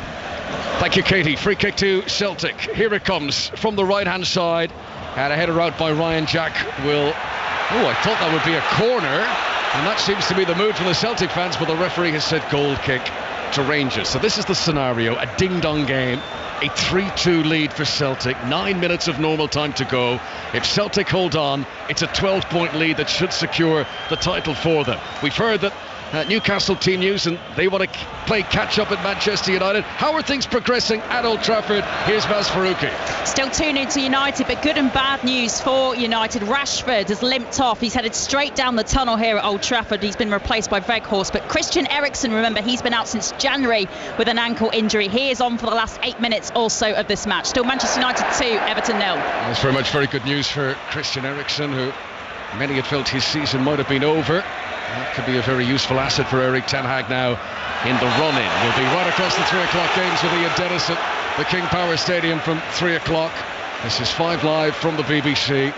At the moment focusing on the top of the Scottish Premiership, where Celtic have this 3-2 lead, but Rangers with new belief, and they're going to throw everything at trying to make this 3-3 now as they send everyone forward for this free kick, which Tavernier is going to take near the halfway line. Celtic are sitting in a line of defenders just in front of the penalty area as it's played by Tavernier, hoisted high and hopeful. Suter can't get there. Good header won by Davis, but it bounces comfortably into the arms of goalkeeper Joe Hart, and it remains 3-2 for now. Right, let's go to the Tottenham Hotspur Stadium in North London. Tottenham hosting Brighton this afternoon. Good afternoon, Jonathan Overend. Hello, Connor. Tottenham unchanged from the team which gave 2 points away at Everton, but they don't have too many options, do they? Richarlison is fit for the bench though today. McAllister and Caicedo both fit for Brighton after knocks at Bournemouth. Welbeck for Ferguson, Colwill for Webster. 2 teams in the top 6 there. 2 teams who still have a chance of getting in the top 4. We'll be with Jonathan regularly throughout the afternoon for the updates from Tottenham against Brighton. It's very noticeable. Celtic have changed their system quite noticeably. O has gone to play centre forward. Kyogo's playing almost as a number 10 behind, breaking from deep. Here comes Celtic. Green and white out, streaming forward. Made his first touch, brings him into the penalty area. Good defending Ben Davis. No margin for error there. So easily he could have given away a penalty, but he makes the challenge and he comes away with possession, and Rangers' hopes of remaining in this title race are dangling by a thread, and you can see the nerves. Ryan Jack gives away possession with a poor pass in the midfield. Kyogo's played deep in midfield at the moment as Celtic try to reinforce this 3-2 lead. Here comes Greg Taylor. Back to Alistair Johnson. Oh, they're going to give it away here, Celtic. That was silly. Ryan Kent into the penalty area. Morelos turns, gives it back to Kent. Back to Morelos again. Too many defenders. They can't get the angle for the shot there, Rangers. It bounces up onto the hand of Kent. Referee says no, handball and play on. Here's Ryan Jack back into the penalty area. Sakala tries to cross low from the left-hand side. Johnson holds him up well. Sakala then stretches and gives away the free kick. And Celtic, for all their fast play, I'm sure will take their time over this one. Free kick to Celtic. The clock ticks on. 6 minutes plus the stoppages to go. Pat Nevin. Everything's been thrown at kitchen sink, and 3 more substitutes for Rangers and a couple for Celtic as well. You can see that there's a lot of players tired out there. The effort they made, they put into it has been absolutely incredible so far. But it's going to be a real breathless last 5, 6, maybe 10 minutes. Well, there's a whole host of players coming on here. 2 substitutions for Celtic, 3 for Rangers. Turnbull and Bernabei are about to come on. John Lundstrom is coming on. So David Turnbull on in place of Kyogo. There'll be no hat-trick for him today. While we sort out these substitutes, a little break in play. Feels like a good time to get an update from the golf to Augusta, to correspondent Ian Carter. And Tiger Woods on course to maintain his proud record of always making the cut as a professional at the Masters. He's right on the tightrope. 2 over par is the cut mark, but he's come up with a brilliant birdie at the 15th. Despite his approach shot hitting the flag, hold from around about 25 feet, that birdie takes him to 1 over par. A little bit of breathing space for Woods, on course to make the weekend. Thanks very much, Ian. Coverage with Ian and Chappers and John Murray, Alistair Bruceball, Cat Downs, all bringing us that commentary later on this evening. As Joe Hart takes a free kick inside the Celtic penalty area, right-footed, long and searching down the other end. Bjorn Barisic will do well to shepherd this out, and he does. And goal kick to Rangers. The clock ticks on, just over 4 minutes of normal time to play here. Something's happened off the field of play there as they got the ball back to McGregor to take the goal kick. There was a coming together, 2 players, but I'm not quite sure what happened there. But it's okay. No further action has been taken. Haksabanovic and Barisic were getting in a little Montenegrin Croatian dance down there as the ball goes out of play in front of us. And Rangers want the ball back in play as quickly as they can. Any little break in play, they're hustling for it. Lundstrom, who's come on as a substitute into the midfield. John Lundstrom, who's played in all but one of Rangers' Scottish Premiership games this season, number 4 in his bag. It's launched forward towards Fashion Sakala, but all he can do is flick it on and out for a goal kick. And Celtic, Pat Nevin, are almost there. They're almost there, but they're not quite there. And all the changes that have been made here, it's all about getting players on that can do that job, that we can hold off the kind of the pressure that Rangers are going to put on. They've got Cholak on now, so they've got another player that they can go and attack. Trying to figure out who all the players are. 5 substitutions made. Scott Wright has come on, Antonio Cholak's come on, John Lundstrom's come on, with Bernabei and Haksabanovic and Turnbull on, and Iwata as well, and for Celtic. As clearance from Joe Hart is unable to be kept in play by Haksabanovic, and it goes out for a Rangers throw on the far side. 3 minutes to play. Surely not long enough for Michael Beale's team to score the 2 goals they would need here to get the 3 points and to reduce the deficit in the table to just 6. I mean, it's a big difference, 12 and 6. Huge difference in the possible outcome here. Even the moral victory, which probably won't mean much in the greater string of things for the title race, but for the progression that Beale is making as manager of Rangers, if they could get the draw here, that would certainly dampen the party mood for Celtic today. On what is a lovely sunny afternoon in Glasgow, the Celtic supporters are ready to spill out into the environs around here and celebrate a victory in the Old Firm. Goal kick from McGregor.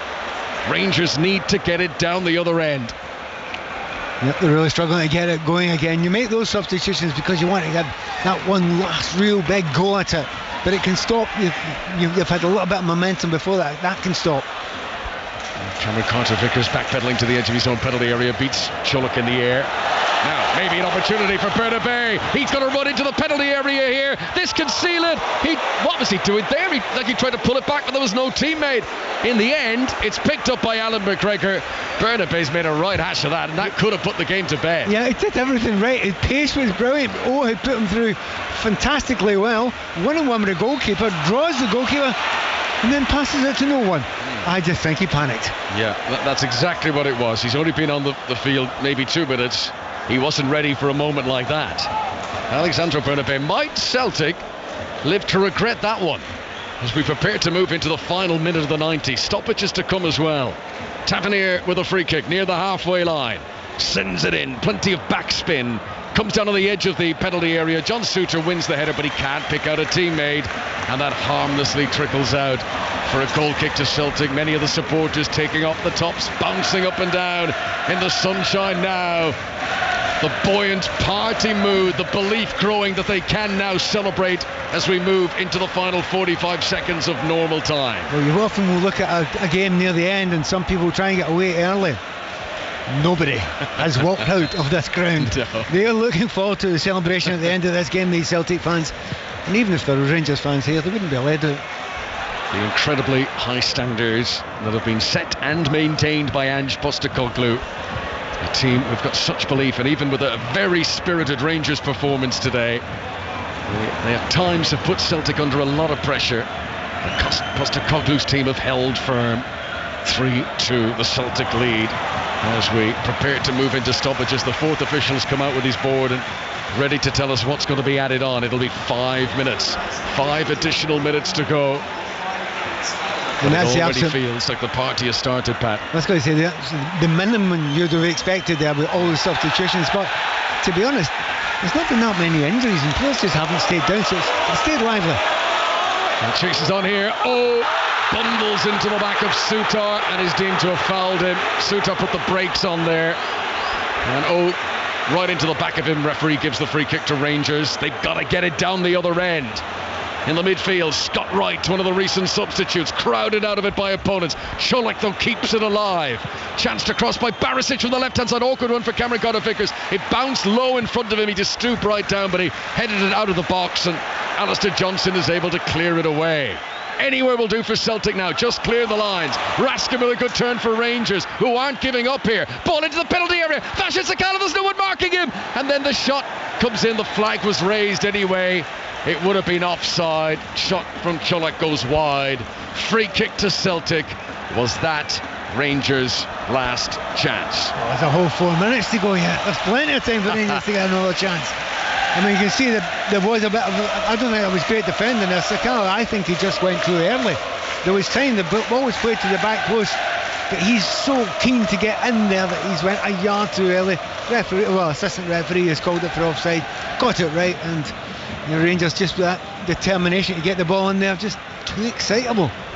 Rangers have only lost 2 league games all season, but today will be the day that it slips away from them, the faint hope that they've been carrying, that maybe, just maybe, they could battle Celtic right to the very end. Iwata's ball down the left-hand side for Bernabé, challenged by Tavernier, who's claiming the last touch came off the Celtic man.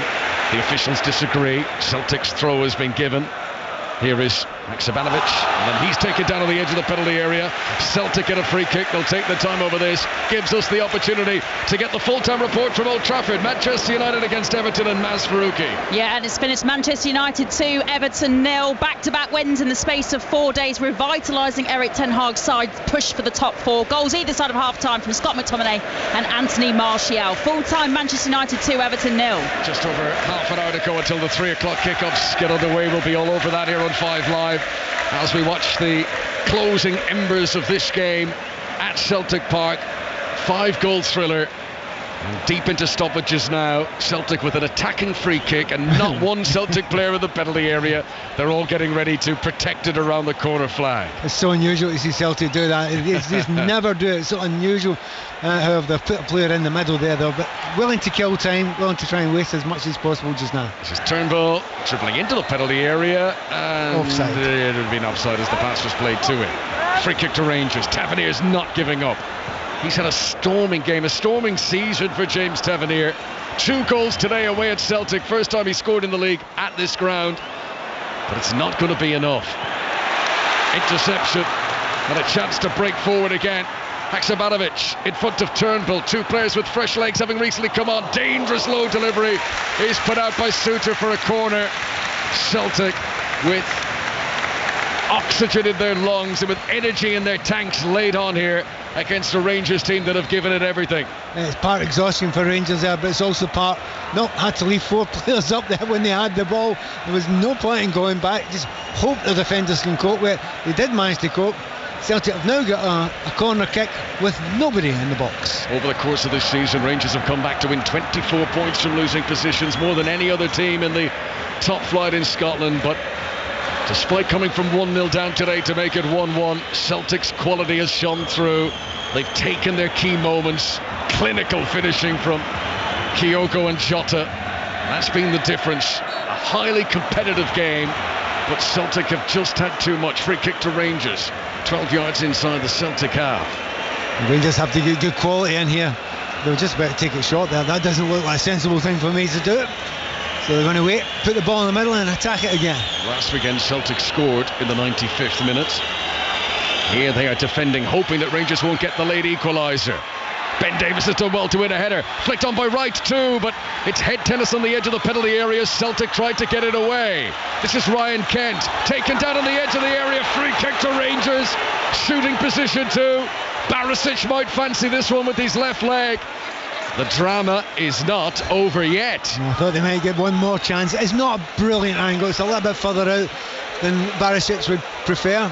I mean, Tavernier may look at it, just from an angle where he could put it into the near post. He's already beaten Hart from about 23 yards earlier on in the game. He must be tempted, but it's a natural one for Barisic with the left foot. Apart from the free kick scored by Tavernier, this is the next best position of a set piece that Rangers have had in the game. Might prove to be the final action of the game. Is there to be a late dramatic equaliser for 3-3 here at Celtic Park? There is an enormous wall being erected. It's got layers to it. It's got draft excluders. It's got Rangers and Celtic players in it. Joe Hart trying to peer through it all to keep his eye. Barisic too high, much too high. Rangers not good enough. Glance at the watch of the referee. No full-time whistle yet, but a roar of relief from the Celtic fans. As now it is all over. Celtic 3, Rangers 2.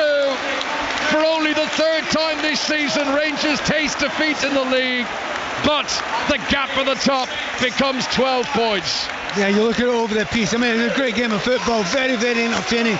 You got the 5 goals. There's plenty else happening as well. A lot of good football. But Celtic have got someone special in Kyogo. He has been in many ways the difference between the two sides for quite some time now. And he scores 2 very, very good goals there. Partly Rangers are on downfall for making mistakes at the back. Rangers are getting closer in terms of pure play, but they're not close enough. And in terms of points, it now looks absolutely miles away between the two teams. Remember, no away fans in here. This is normally the time when the supporters will be taunting each other, and you can discuss the merits or otherwise of that, but what it has left us is with a pure party situation now. Celtic celebrate. They are now 4 wins away from guaranteeing the title. They may not even need that many. Their record of winning every home league game this season continues. Only the second time in the club's history that they have won 16 out of 16 home games. Those have been the high standards, and standards that have been held up today. 2 goals from Kyogo, 1 from Jota. Celtic have beaten Rangers by 3 goals to 2.